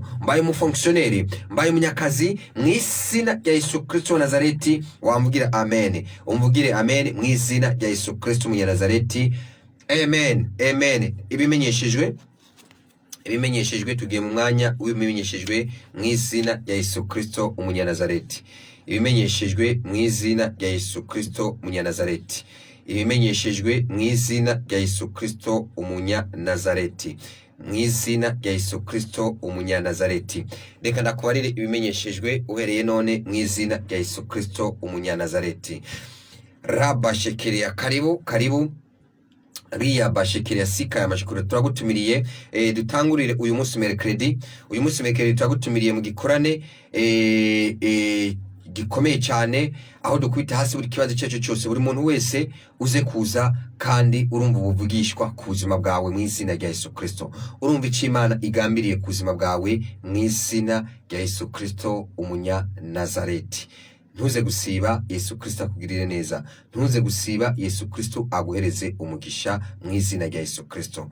Ndatumiriye rero buri muntu wese, Imana ihezagire abataximeni badufasha kwiyunguruza, nabone bari korakora mu ijoro, bari ku mazamu, Imana ibagirire neza, baradufasha kwiyunguruza, Imana ibagirire neza, Imana ibahereze umugisha mu izina rya Yesu Kristo wa Nazareti. Imana ihezagire abakoresha tukutuku, nabo Imana Imana ibagire neza mu izina rya Yesu Kristo. Imana ihezagire abakoresha amamoto nabo Imana ibagire neza mu izina rya Yesu Kristo wa Nazareti. Ariko nibaragira gutangura bakora akazi ku mutaga ku murango. Imana ihezagire abagendesha amakinga bije bitangwa taxi vero mu izina rya Yesu Kristo mu Nazareti. N'abakoresha amabisi Imana ibahezagire, abakoresha ziya modoka nini amakwasiteri Imana ibahezagire mu izina rya Yesu Kristo mu Nazareti. Abadandaza Imana ibahezagire, ibaha umugisha mu izina rya Yesu Kristo wa Nazareti. Abajejwe umutekano n'abasirikare Imana ibahezagire mu izina rya Yesu Kristo mu Nazareti. Buri migwi yose kuva kuri prezida gushika kuri nyumba 10 abacamanza inamashinga amateka nkenguza amateka, ndavuze ngo Imana data rugira byose bahezagire, ibahereze umugisha mu izina rya Yesu Kristo wa Nazareti. Nawe uri umufonctionnaire ukora muri privé cyangwa ukora muri ONG cyangwa ukora mu masosiyete cyangwa ukora muri leta mu fonctionnaire, uri umugwi wose cyangwa uri umurimyi uri umurimyi cyangwa uri umudandaza uri umworozi, ndavuze ngo Imana data rugira byose guhezagire, iguhereze umugisha mu izina rya Yesu Kristo umunyanazareti. Nuko rero ndatumiriye mere hejuru mere hasi mere hagati, numva mwese buri muntu wese ariko aranyumviriza icyo akora cyose mu cyubahiro cyawe, ndagutumiriye kuza kudasiba uyu munsi. Ndagufitiye inkuru nziza, nakubariye abamarayika bari muri korali 9 ndaza kubakubarira mu izina rya Yesu Kristo, kandi baza kubona ugukora kwa buri marayika wese mu izina rya Yesu Kristo. Karibu rero igikora cy'amasengesho kibera iminsi yose kuwa gatatu kuri muri sale nini, muri grande salle, mvuge grande salle, muri grande salle. Tuvuze salle ni sale, grande salle. Salle mu Kirundi ni ngwiki? Salle ni n'urusengero runini gubatswe, n'urusengero runini, yego n'urusengero runini gubatswe mu nyubakwa za CFP, ni mu nyubakwa za CFP Kigobe, Centre de Formation Professionnelle de Kigobe, ku mashuri yitiriwe abashinwa mu Kigobe. Icyo urusengero runini niho gubatse urinjira ugaca uzunguruka. Reka ndakwibutse abazanana ni runini cyane, rushobora kujamwo abantu nabo b'ibihumbi 30 wakwinjiramo bashikamwe mwakwiramwo nta kibazo. Naho twaba turi 30 mwakwiramwo. Ndakwibutse ko muri urwo rusengero cyangwa se muri ico kibanza, reka mvuge muri ico kibanza haheruka kubera ico kibanza baracitijije abakora rugero ririya higanwa rya Miss Burundi, niho ryabereye ntabwo ryabereye mu kirasi Yesu Kristo aguhezagire. Ntutumera mu kirasi ariko ni kibanza kinini cyane gishobora kujamo ibihumbi 30. Ikirasi kijamwo abantu 200 mu mategeko y'inyigisho. Ikirasi kijamwo abantu 40 babaye benshi ni 40, ariko ivyo birasi byo kuri CFP bijamwo abantu 200. Bijamwo n'ama etage ni hejuru mu etage. Ntugere mu etage dayiraza bari abakuyobora, wewe utumbera uvuge ati ari urusengero ni hehe, barakuyobora tari urusengero ni hehe, barakuyobora ugeze kuri portaye. Rero abazana na côté centre ville muraza muzana na mabara abiri ya Rwakarede, mugaca mushikira ahantu bita kujya Kigobe. Ubarira abantu bati kujya Kigobe ucabona station zitatu, station bita Mogasi, nitwa Sodika, nitwa Kobire, hariho n'ishami rya Bankobo. Ucumanuka ni barabara rya kaburimbo rinini cyane, ucumanuka nk'ugana kuri ambassade ya Libya ku metero 200 uca winjira habonana ico kibanza gihereranye ni kwibarabara kirabana no kwikaburimbo ni kwikaburimbo, ariko kubera clôture ucuzunguruka kugira ngo ucuhabona uca winjira mu izina rya Yesu Kristo. Karibu rero Yesu Kristo agurire neza. Nimbere y'ikigo bita Phonique, uzaba hageze.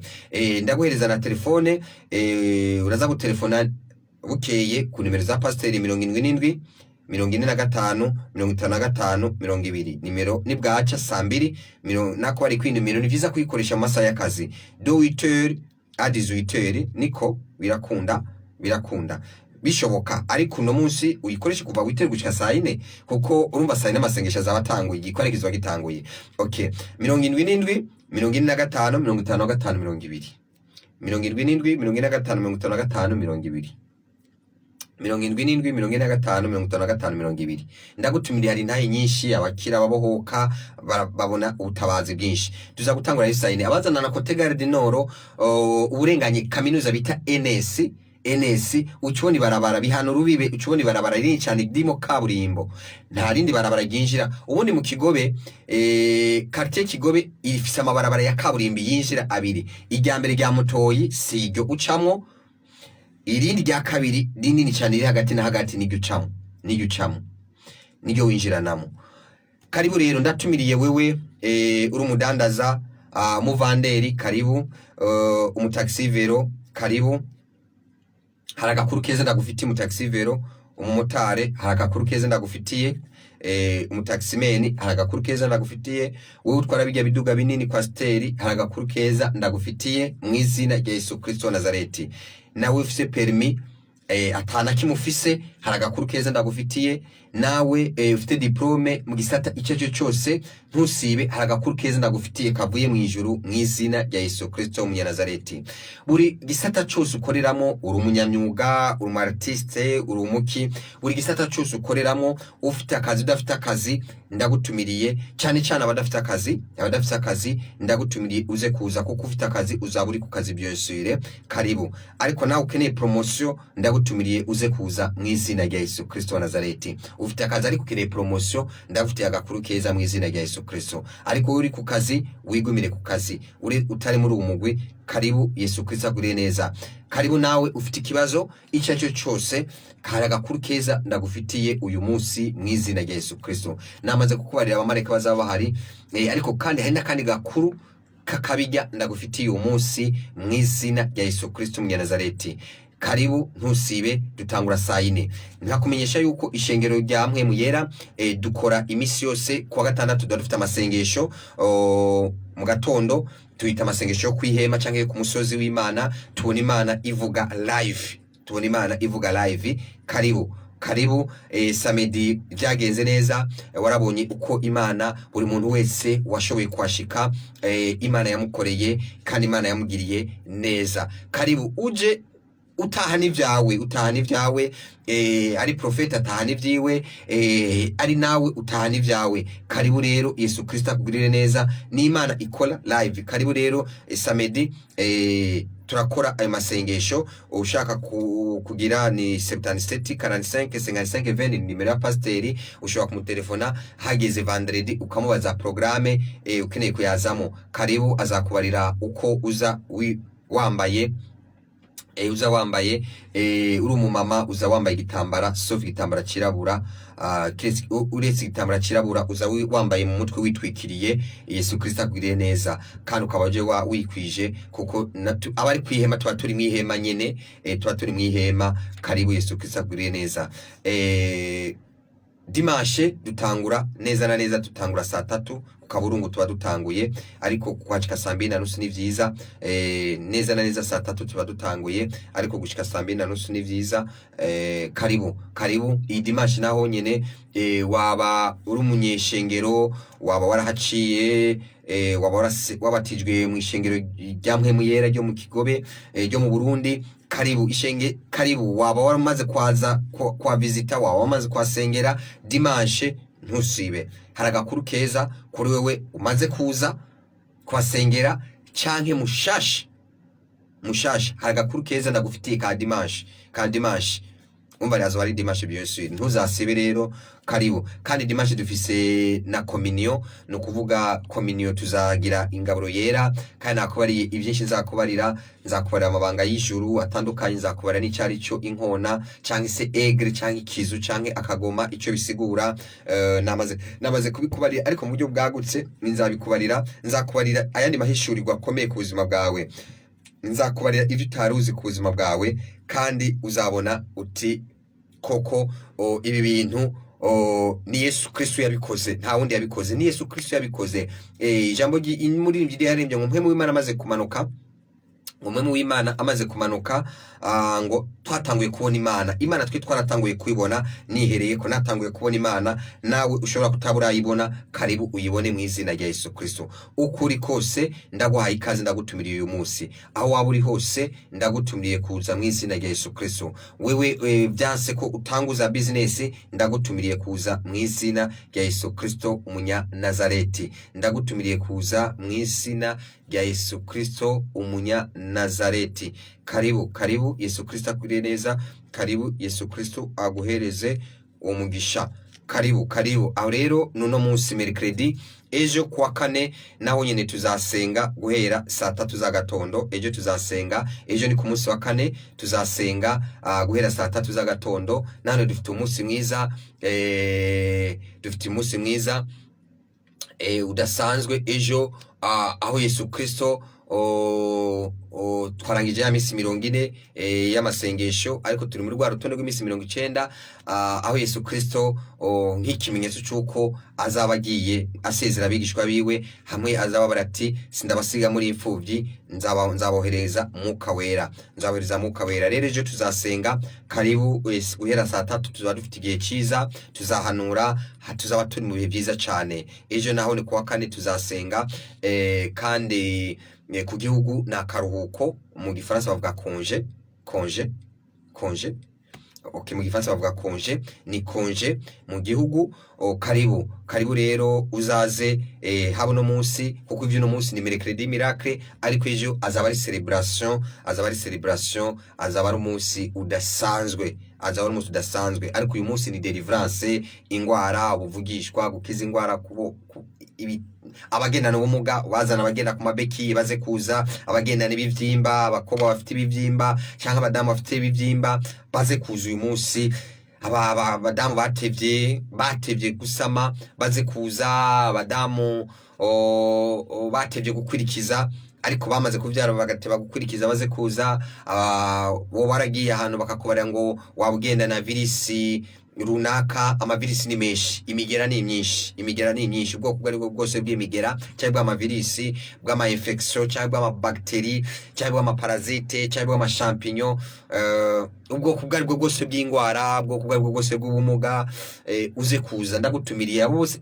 Ni mercredi yawe, ni mercredi miracle, kandi bangana agenda kuba ari Tiriro 12. Yesu Kristo yatanguranye n'intumwa 12, Tiriro 12. Ibisigenda guhanurira ivyo no munsi mu izina rya Yesu Kristo, ndabikubarira nuza mu izina rya Yesu Kristo. Karibu rero, namaze kukubarira ko uyu munsi duza gutangura saa 4, ariko kandi wewe ukeneye umubonano n'umuhanuzi, ufise intebe, uze kuza saa 3:30, 9:30. Umuhanuzi akwakira 9:30 gushika saa 4 tuzaba dutanguye amasengesho rusangi, biza kugenda neza. Karibu, uraza kubona ubwiza bw'Imana, wa muririmbyi wiri ni hazaba ari, tuza guhimbaza Imana, tuza gutazira Imana. Karibu, ndagutumiriye mu izina rya Yesu Kristo. Ndakubarira ngo biraza kugenda neza, ndakwijeje, ntugire ikibazo. Uraza gushimira Imana ati cyatumye menya aha hantu, icyatumye ngenda aha hantu. Karibu, nakubariye, ndagufitiye agakuru keza, agakuru kavuye mu ijuru. Karibu, nakubariye ko ari umunsi w'amasengesho, turaza gusenga. Karibu, Yesu Kristo agwire neza. Nakubariye ko ishengero ryamwe muyera mu Burundi ryagufitiye agakuru keza, wewe uri kuranyumva, waba uri umutaxi vero, waba uri umumotare, waba uri umuvanderi udandaza imyumbati, imyumbati n'ibiyoba, waba udandaza amagi, waba ukora mu nzu ariko usaba uruhusha, ukora mu nzu usaba uruhusha kabisa, usiga wabitunganije neza, cyangwa utagize usaba uruhusha rwa dimanche, nta kibazo. Karibu, biragenda neza mu izina rya Yesu Kristo wa Nazareti. Karibu uyu munsi nakubariye, ni umunsi w'imboneka rimwe. Abanyeshengero, nawe uri umushitsi wumva waza, ejo tuzasenga mu izina rya Yesu Kristo umunya Nazareti. Tuzasenga ejo kuwa kane, ejo ni kuwa kane, tuzasenga guhera saa 3. Karibu rero, Yesu Kristo akuriye neza. Karibu, Yesu Kristo aguhereza umugisha n'ivyiteka rero n'ivy'igikundiro. cyane mu izina rya Yesu Kristo. Nakubariye ko kwa gatandatu tugira amasengesho, nkakumenyesha yuko ni ikibanza dukoreramo ni ya sare yaberamo Miss Burundi. Iramaze no kuberamo ama mariage, n'abarongozi bakuru baramaze kwikora, baraza kwikoramo amanama kuko iragutse cyane, ishobora kujyamo abantu ibihumbi hafi 30, hafi environ 30,000 urumva ko ari intuze nini cyane, ni kibanza kinini cyane, urumva ko ari kibanza kinini cyane, ni kibanza kinini cyane kirimo climatisere, kimeze neza, nawe ubibonye karibu urahabona. Urabibona ikimenyetso uzoba wahageze, uhasanga ikimenyetso cy'uko utazimiye, uhasanga ifoto ya nyincubahiro mukuru w'igihugu. Ifoto ya nyincubahiro mukuru w'igihugu ni ikimenyetso cy'uko uzaba uhashitse muri ico kibanza. Karibu rero turagwaye ikaze mu izina rya Yesu Kristo Umunyanazareti. Ni kuri CFP, ni hamwe, ni muri meme parcelle, tuvuze ko ari muri meme parcelle, muri meme parcelle hegeranye. Navuze imbere hari ambasade ya Libya, ntabwo ntiwinjire muri ambasade ya Libya, ntabwo ari muri ambasade ya Libya, ntabwo ari muri ambasade ya Libya, ni imbere y'ikigo bita Fonike, kandi ntabwo ari indani muri Fonike, ni muri CF, ni imbere winjirana, ni kuri CF usanzwe uri formation professionnelle du Kigobe, ni ku mashuri yitiriwe abakinwa mu Kigobe, ari kurinjira amashuri ukayasiga hirya, maze ugacikama umera nk'usubira kuri kaburimbo, ucuhabona rero uca winjira, n'imodoka irinjira ukayisiga ku muryango, imbere y'umuryango, isiga imbere y'umuryango. Ubundi amashuri ari hirya, uyasiga hirya, kandi amashuri ni mu ma etage, ntabwo ico kibanza kijojamo abantu hafi 30 kiri hejuru kuri etage, oya, ni hasi. Amashuri zawe yashize hirya, ariko urazunguruka hirya ushike muri ico kibanza cyiza cyane. Karibu Yesu Kristo agire neza, Yesu Kristo aguheze umugisha, na abagiteguye cyubatse neza, abagiteguye bagiteguriye bien sûr kwahurira abantu benshi tukasengera. Yesu Kristo agire neza. Karibu rero, nagwaye nimero ya telefone ya Pasiteri 77 uraza kumva intaha abagiriwe neza, abishuwe. Amashimwe ni menshi, twese turafite amashimwe, nawe ufite ishimwe uze kuza mu izina rya Yesu Kristo Nazareti. Nakumenyesha kandi turakomeza kubaka urushengero rwamwe muyera mu Burundi, turacakomeza. Karibu, ari intererano yawe, ntureke kuyizana, ari kilo cy'umusumari, ari mufuko w'isima, ari arimwe, ari ari zibiri, ari ari zitatu. Karibu mu izina rya Yesu Kristo wa Nazareti. Karibu uze kuza. Dushimira Imana, invitation shasha zamaze gusohoka, utu invitation dushasha cyangwa se invitation shasha zaramaze gusohoka, uraza kwitahana mu izina rya Yesu Kristo wa Nazareti. Uraza kwibona. Karibu. Ibyo byose ni kugira ngo twagure ubwami bw'Imana. Urabizi muri Matayo havuga mu 23 ngo ubwa mbere na mbere mwitwararike ibyo ubwami bw'Imana, ibisigaye muzabironka nk'inyongera. Karibu, Yesu Kristo agire neza. Nawe wumva hari umuntu aba afite inyota, yumva yakorera Imana, yumva yakubakira urusengero Imana, yumva yakorera, ataguma ahantu hitirirwa abashinwa. Urumva ko hitirirwa abashinwa kandi turi mu Burundi, nuko nguko akumva afite umuhamagaro. Uwo rero ntitwereka kumuha karibu, turamuhaye karibu mu izina rya Yesu Kristo Umunyanazareti. Icyo gikorwa kiraraba jewe kandi nawe kirakuraba, ndakigutumiriye ko mu izina rya Yesu Kristo. Aka kamo ntabwo ndi kukakubarira nka bwa muntu, no, igikorwa ni cy'Imana. Imana yaravuze ati kibabarire, kimenyesha abantu, bazagikora. Imana irabyizeye rero. Inzira z'Imana zirenga igihumbi. Imana izi kuzabigenza. Imana twubakira ama etage, ntiyananirwa no kwiyubakira urusengero, kandi gwiza kandi rw'agaciro, ntabwo byayinanira. Nakubariye urusengero rwa Salomoni rwubakishijwe imiliyarde 170 z'amadolari, rwari rufite agaciro imiliyarde 170 z'agaciro, 170 z'amadolari agaciro, ko ari urusengero Salomoni yubakiye Imana. Sasa rutanti miliyari $. Urumva n'amafaranga menshi, sinzi ko nashira mu mu mafaranga y'amarundi ngo mbishobore. Ariko kandi karibu n'urusengero rw'Imana. Urumva urusengero rwa mpwemu yera, kandi nawe ubwawe uri ingoro ya mpwemu yera, urusengero rw'Imana. Niyo mpamvu ntureke kuzana umufuko umwe, imifuko ibiri, imifuko itatu, canke rimwe, zibiri, zitatu, bizagenda neza. Imana ihezagire kandi Blaise ahuri, Imana ihezagire Pasiteri ariko aradukurikirana 5/5. Imana ihezagire wewe uri kurangurikirana, Imana ihezagire mwese aho muri ko muradukurikirana. Imana ihezagire mama era, Imana ihezagire papa era, Imana ihezagire Aloyize, guhereza umugisha. Imana aho uri hose, Imana ikugiriye neza kandi Imana iguhice umutima wipfuza mu izina rya Yesu Kristo wa Nazareti. Uri kurangurikirana, Imana iguhezagire wejiriberi uri kuranyumviriza. Mwese Emmanuel Kibamba uri kuranyumviriza, ndakuzi ngaho ni mu Ruziba. Imana ikugiriye neza. Ndabona uri kuranyumviriza kuri radio, uri kuri 87.6 FM aho kumutakura, Remi ngaho kumutakura uri kuratwumviriza. Imana ikugiriye neza. Ni mu Cibitoke, ndabona ni mu Cibitoke Remi ngaho mu Cibitoke. Imana ikugiriye neza, Imana iguhereze umugisha.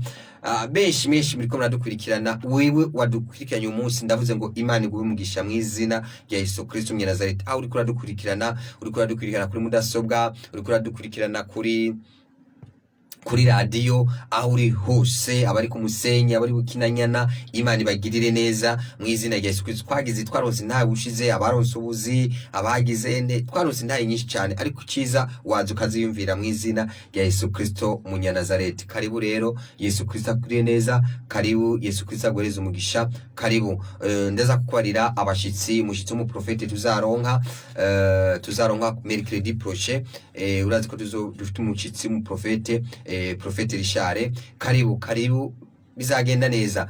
Hari Imana na uhashitse, urumva atanu hari Imana, abaririmbyi baraza kuririmba, biragenda neza. Nshuti mukunzi, karibu Yesu Kristo akugiriye neza, karibu ubone ivyo utigeze ubona, karibu ubone Imana utigeze ubona mu izina rya Yesu Kristo Umunyanazareti.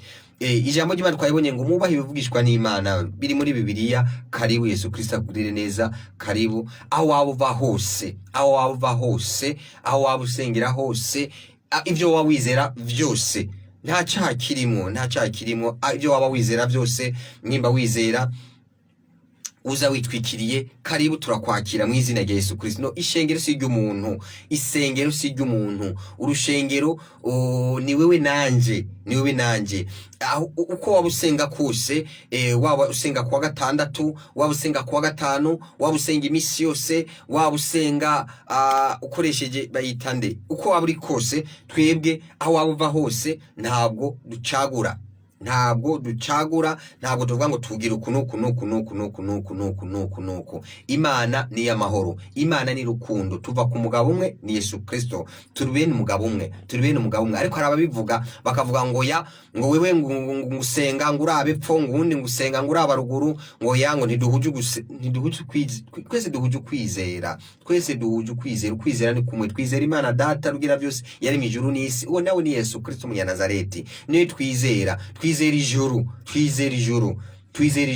N'abatizera ijuru bakaba bizera ibindi, bakaba batumbereye mu nzu y'Imana, turabaha karibu. Twe tubaha karibu nyuma ari kwa Baba, karibu mu nzu kwa Papa. Yesu Kristo aguriye neza. Ndagutumire rero, Yesu Kristo aguriye neza, Yesu Kristo agoreza umugisha. Ndizera namaze kuguha ibimenyeshejwe. Uri mu taxi vero ntusibe, haragakuru keza. Uri mu motari ntusibe, haragakuru keza. Uri udandaza mu vanderi, karibu. Uri umushomeri, karibu. Atakaza ufite diplome cyangwa udafite diplome, karibu. Ndagufite agakuru keza kavuye mu ijuru. Ukeneye promotion nawe uze kuza ntusibe. Urugendana ikibazo cyacu cyose cyangwa ubugwayi bwawe bwose, nawe ntusibe, unumere credit yawe mu izina rya Yesu Kristo. Nakubariye ko ejo tuzasenga guhera saa 3 ku Kaburungu. Karibu bane natwe muri iyo minsi. Nakore samedi tuzasenga amasengesho yo kwihema, yo mwihema yo ku musozi w'Imana, kandi Imana iratwiyereka ikavugana natwe. Karibu rero, Yesu Kristo aguriye neza, karibu Yesu Kristo aguhereze uwo mugisha. Karibu, iki ni igihe cyiza cyo gusenga, iki ni igihe cyiza cyo guhura n'Imana. Nukuri karibu, ndagutumiriye nukuri. Urabona ubwiza bw'Imana, urabona authentique kwaya ukuntu iririmba, nukuri ukabona ati ese ijuru ryururutse. Nukuri umaze kwinjira ntusubira kwiyumvira, ntusubira kwibuka n'ivyo hanze, uza arira asohoka twenga, uza ababaye agenda amwenyuye. Ikibazo cyose usohoka cyarangiye, usohoka ufite amahoro. Karibu rero, ndagutumiriye n'ukuri uze kuza, ntusibe. Mwijuru hari Imana. Ariko kandi kwa gatatu twakira bien sûr umuntu afise ikibazo cyangwa umuntu akeneye kwakira message yiwe ivuye mwijuru mu izina rya Yesu Kristo umunya Nazareti. Karibu, uratahana ubwiza budasanzwe, uratahana igikundiro, uratahana icyo wifuza ku mutima wawe inshuro zirenze 1000. Nimba uzi usaba akazi k'ibihumbi 100, utahana akazi karenza umuriyoni mu izina rya Yesu Kristo umunya Nazareti. Nimba washaka abakiriya 100, utaha ugenda uronka abakiriya barenze 1000 mu izina rya Yesu Kristo. Yes, I tell you ndabikubarira. Karibu rero, Yesu Kristo akwire neza. Imana data niyo kwizegwa. Karibu, Yesu Kristo akwire neza, Yesu Kristo agoreze umugisha. Reka rero mpereze nimero umurongo umwe wa 79 19 13 44 22. Ushobora kudutelefona ushinga intahe cyangwa ushimira Imana, cyangwa utubarira utuyobore muri kano kanya k'iminota dusigaje kugira ngo ikiganiro tukirangize. Ariko ndikumva hari amavuta adasanzwe, hari amavuta hari amavuta. Ntusibe rero, ndiko ndabikubarira. Gusiba wabuhombye. Abaturuka ruguru, abazana na ruguru, Muzagasenyi, Mpanda, hehe, Imana ibagire neza mu izina rya Yesu Kristo wa Nazareti. Kandi dushimira Imana uyu munsi kandi uza kuza ufite umwana, tuza gusengera abana bacu bazokora. Hari kibazo bazakora guhera itariki 25 ndumva muri kuno kwezi. Imana ibagire neza, Imana ibehezagire. Kandi dushimira Imana kandi Janete nawe ufite urubanza itariki 23, Imana ikugirire neza mu izina rya Yesu Kristo umunya Nazareti. Hari urubanza rwiza rw'ubukwe uzakora le 23, Imana ikugire neza, Imana igweze umugisha. Kandi ni samedi hari umunyecyubahiro azagira nawe nyine urubanza rwiza, nawe nyine Imana imugirire neza mu izina rya Yesu Kristo umunya Nazareti. Imana imuhezagire mu izina rya Yesu Kristo umunya Nazareti. Nawe nyine nugubukwe bw'umwana wiwe azaba musohora mu kindi ko bivugwa. Imana imuhezagire, Imana imugirire neza ahari mu izina rya Yesu Kristo umunya Nazareti. Karibu rero mu nzu y'Imana. Nabaye umurongo wa telefone 19 ushaka gushimira Imana, ushaka ko tukuyobora, aricyo ushaka kubaza wagira wa telefona kuri 19 13 22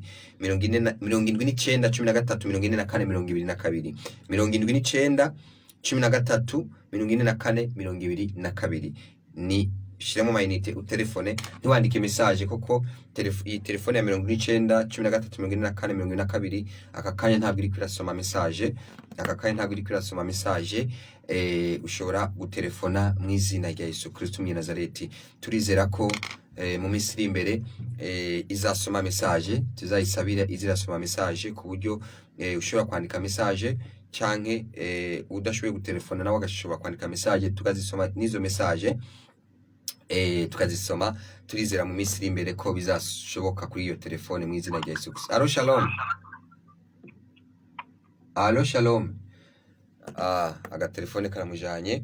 Ushobora gutelefona mu izina rya Yesu Kristo umunya Nazareti.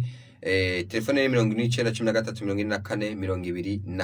telefone ni 19 turakwakira mu izina rya Yesu Kristo wa Nazareti. Turakwakira mu izina rya Yesu Kristo umunya Nazareti. Turakwakira mu izina rya Yesu Kristo umunya Nazareti. Turakwakira mu izina rya Yesu Kristo umunya Nazareti kuri 19 13 22. Allo shalom.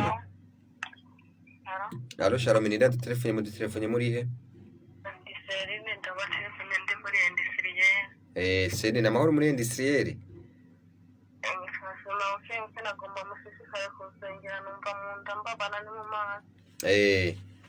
Ntibirarangira. none ushobora gusaba uruhushya ngo uze? oya ntabwo bumva baragoye. Nta kibazo, subira fata amazi, ikirahuri cy'amazi unywe sefini bice birangira. Amazi gusa ntihagire ikindi ushira wongerako.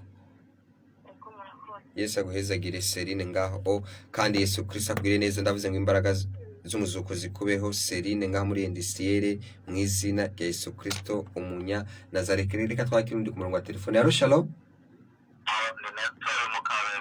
Namahoro Nestor Mukabezi. Ego nakoma musenge sakate sanze mugwe musengera kweli wa mutwaro wanze naturima. Sawa, Yesu aguhezagire, turabikora mu izina rya Yesu Kristo. Kandi igihe twasenga ntiwasenze none? Nasenze kweli na wakurikiranye kweli kubasako. Imana iguhezagire, Yesu Kristo agure neza. Turakomeza turagusengera, turasura tugushire mu gisabisho cyangwa se mu masengesho. Nitwamara kuyatangura saa 4 biraza kugenda neza mu izina rya Yesu Kristo. Murumva ko dusengera ibihugu bitandukanye, abari mu isi bitandukanye, ntacyo tuma tudagusengera nawe mu izina rya Yesu Kristo wa Nazareti. Reka twakire undi ari ku murongo wa telefone. Alo shalom. Alo shalom. Ninda dutelefone muri hehe? Ego.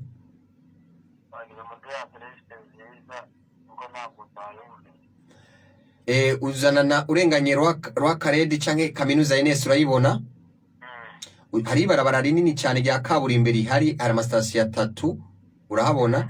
Ucumanuka ku metero 200 ucubona naho ubaza ati ku bashinwa, bahita ku bashinwa uko nyine hari drapo ry'u Burundi n'iry'abashinwa, uzaba uhashitse. Karibu. Yesu aguhezagire nawe, kari Yesu Kristo akugire neza, ntimuze gusiba. Kandi wowe uri kuratwumva uze gutumira abantu 2 3 4 5 babagenzi bawe baze kuza mu izina rya Yesu Kristo umunya Nazareti. Reka twakire undi ku murongo wa telefone. Alo shalom. Ninda duteye iteka mu dutelefone muri he?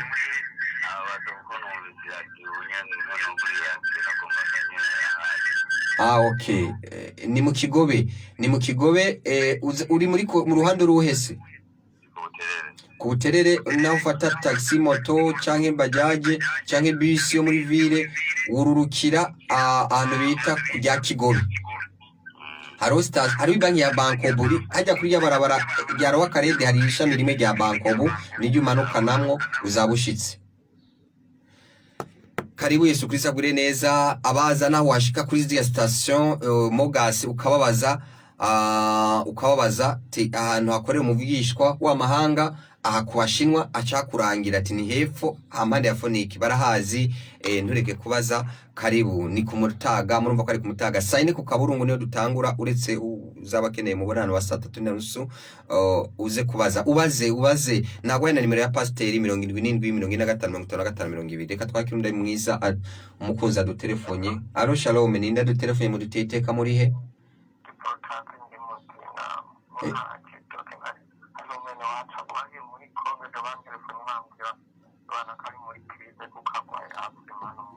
Agwa yasima n'umutima. Yitwa nde? Mbwira amazina yiwe, nimbuza amazina yiwe. Sawa. Johnson nde?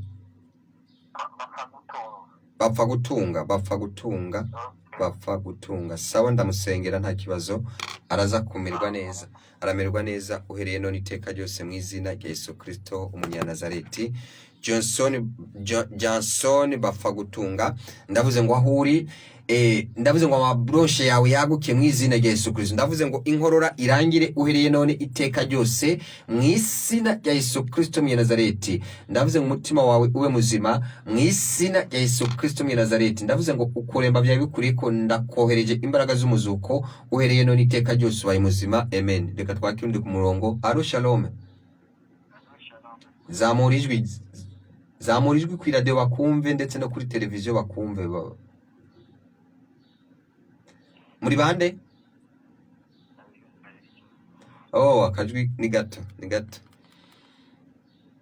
Turakomeza tubakira mu izina rya Yesu Kristo mu Nazareti. Ushobora gutelefona Nsabiyumva, ushobora gusubira gutelefona mu izina rya Yesu Kristo mu Nazareti. Murongo uruguruye ni 79 13:42 umurongo wa 79 13:42 79 13:44 22. 19 13 44 22 niwo murongo mu telefone akuruguruye. Nawe we uri Blaise, iyi nimero urayizi, mu izina rya Yesu Kristo umunyanazareti. Reka twakire umukunzi mwiza. Allo shalom. Shalom, ninda duteye iteka mu telefone muri he?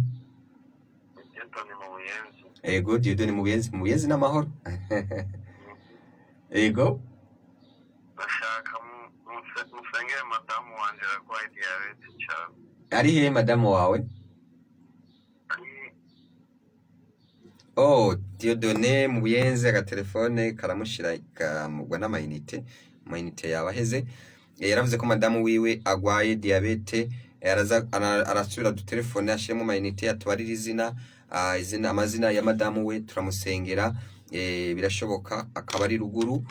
Turamusengera mu izina rya Yesu Kristo wa Nazareti kugira ngo ugwa agashagwiwe rube ruzima kandi uhereye none iteka ryose mu izina rya Yesu Kristo mu Nazareti. Allo shalom. Musengera madaragi tete kurugazi. Ninde du telefone? Yitwa Riberi. Riberi mu rugazi ushaka gusengera iki Ribe? Amaso. Ugwaye amaso.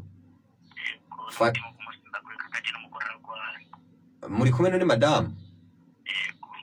Wewe ufata igikombe cy'amazi ukarabe mu maso, ikindi gice ucunywa na madamu ucumuha, imbaraga z'umuzuko zizaba zibagezeho, uzashinga intaye ubutaha.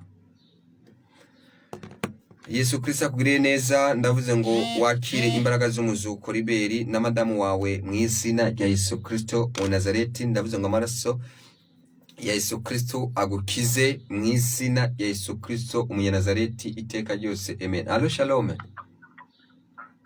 Oui, muri bande mu duteye iteka mu telefone muri he?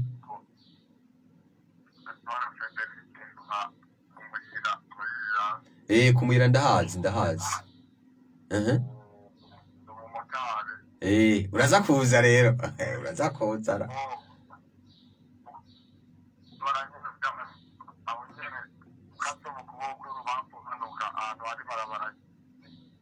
Sabwe?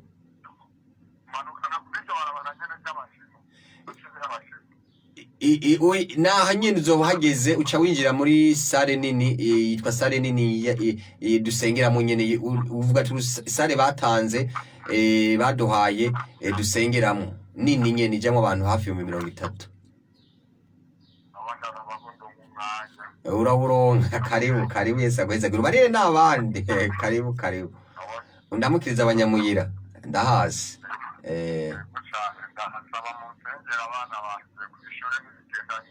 Turaza kubasengera baza bakora ikibazo. Turaza kubasengera, urumva ko uzaba waje nawe utaza turabasengera, ariko uraza kuza kandi utumire n'abandi. Karibu urawuronka ndabizi. Uri program. Yesu Kristo akugirire neza. Yesu Kristo aguheze umugisha. Karibu muze kuza utumire n'abandi. Murumva biraza kugenda neza. Abantu bacu bari mu gukora ibibazo, uretse ibibazo byo kurangiza umwaka, ariko hari n'ibibazo ikibazo cyo kwinjira mu 11 bita konkuru ya fondamentale. Konkuru twe twakora kera konkuru nationale, hama tugakora test nationale. Ubu rero urumva ko bahinduye yitwa konkuru, nitumenya ko ari ni konkuru nationale ubwo ijya fondamentale, konkuru fondamentale, konkuru nationale. Nico kimwe n'ikibazo. Reka twakira umukunzi kuri radio Buja FM. Allo shalom. Muri bande mu telefone muri he? Mu Gatunguru n'amahoro.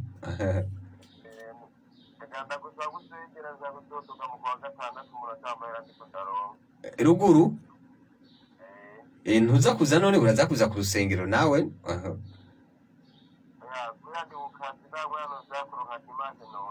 Karibu Dimash. Karibu. Izina ninde? Regis Ndakarutimana. Sawa, Yesu aguhezagira ukomeze ukora akazi keza.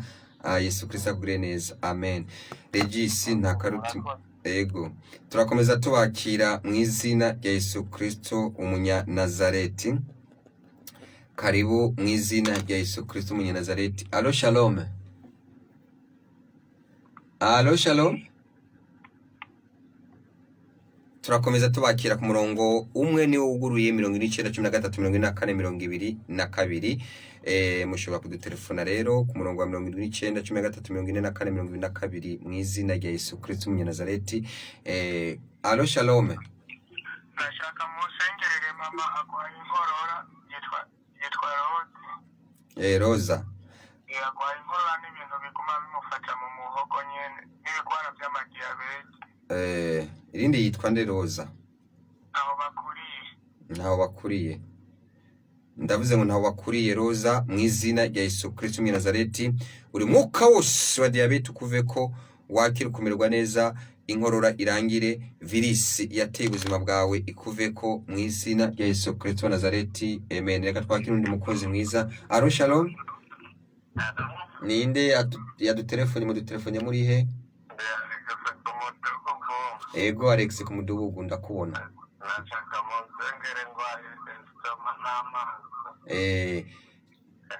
Cufata igice cy'amazi ukarabe, ahandi unywe mu izina rya Yesu Kristo. Uroroherwa Alex, turakomeza turagusengera, bizagende neza, ibyo urimwo n'ingendo uzafata bizagende neza. Yesu aguhezagire, Yesu akurire neza mu izina rya Yesu Kristo umunyanazareti. Reka twakira undi mukunzi mwiza kuri radio Buja FM. Alo shalom. Ninda duteye iteka mu dutelefone muri he? Ego nta kibazo twakwakiriye.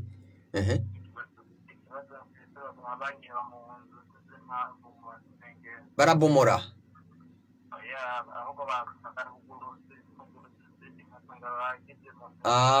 Okay. Waza kuza ku rusengero? Karibu dimanche bizagenda neza. Bizagenda neza. Karibu dimanche bizagenda neza. Uzabarire uri kuratwumviriza, uzabarire protokole kugira ngo ndakubarire icyo gukora mu izina rya Yesu Kristo wa Nazareti.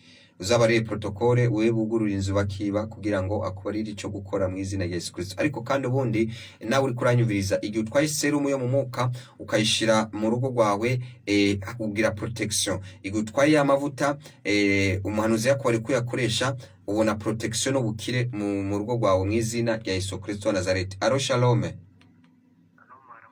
Ninda dutelefone mu duteye iteka muri he? Ndi Mutambo, ndi Jean Claude. Yego Mutambo n'amahoro. Yego n'amahoro, nashaka ndabasaba musengere. Yego. Kitanu naguze ariko amahera yanse kuboneka, ariko bose bagira bindi biharuvemo. Sabwe? Amahera barashize ati fise ikibazo. Yego. Cyane naguze rero ubu naguze namuha amahera make ariko ahandi nayaziga yanse kuboneka, nashaka musore ndaruko yaronka kugira ngo uwo twaguze baguma nyitogira ngo gira hindura ibiharuro. Oya ntahindura ibiharuro. Fata amazi. Ushiremo umunyu.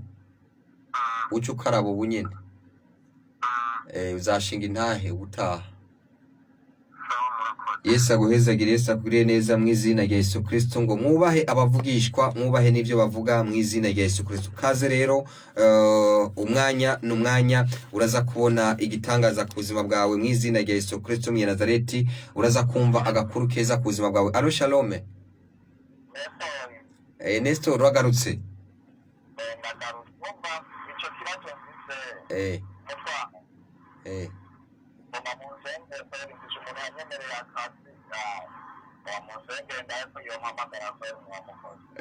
Sawa nta kibazo turabikora mu izina rya Yesu Kristo. Sawa biragenda neza mu izina rya Yesu Kristo. Turakomeza tubakira mu izina rya Yesu Kristo umunyanazareti. Turakomeza tubakira turakira bangahe turi ku musozo. Alo shalom. Alo shalom. Oui shalom.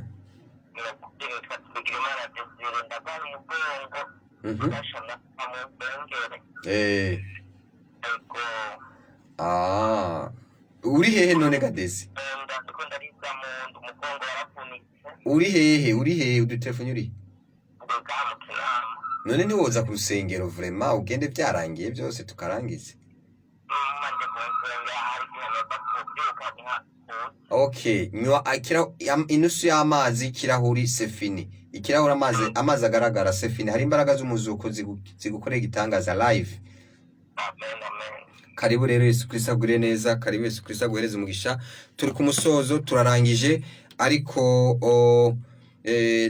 ndakwemereye murakomeza mu telefona kuri iyi nimero gushika muri studio turarangije. Turakomeza tubakira gushika amahoro y'Imana bane nawe gushika 6:30 turazokomeza tubakira kuri telefone. Yego yewe nashaka kuzobona n'umukozi w'Imana kuri urwo rushengero, narahaje ndamubura sinigeze ndamubona.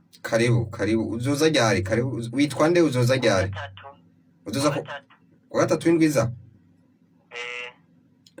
Okay, karibu nta kibazo. Witwa nde? Witwa nde? Genze buhoro Salvatore. Sawa, karibu tuzabonana.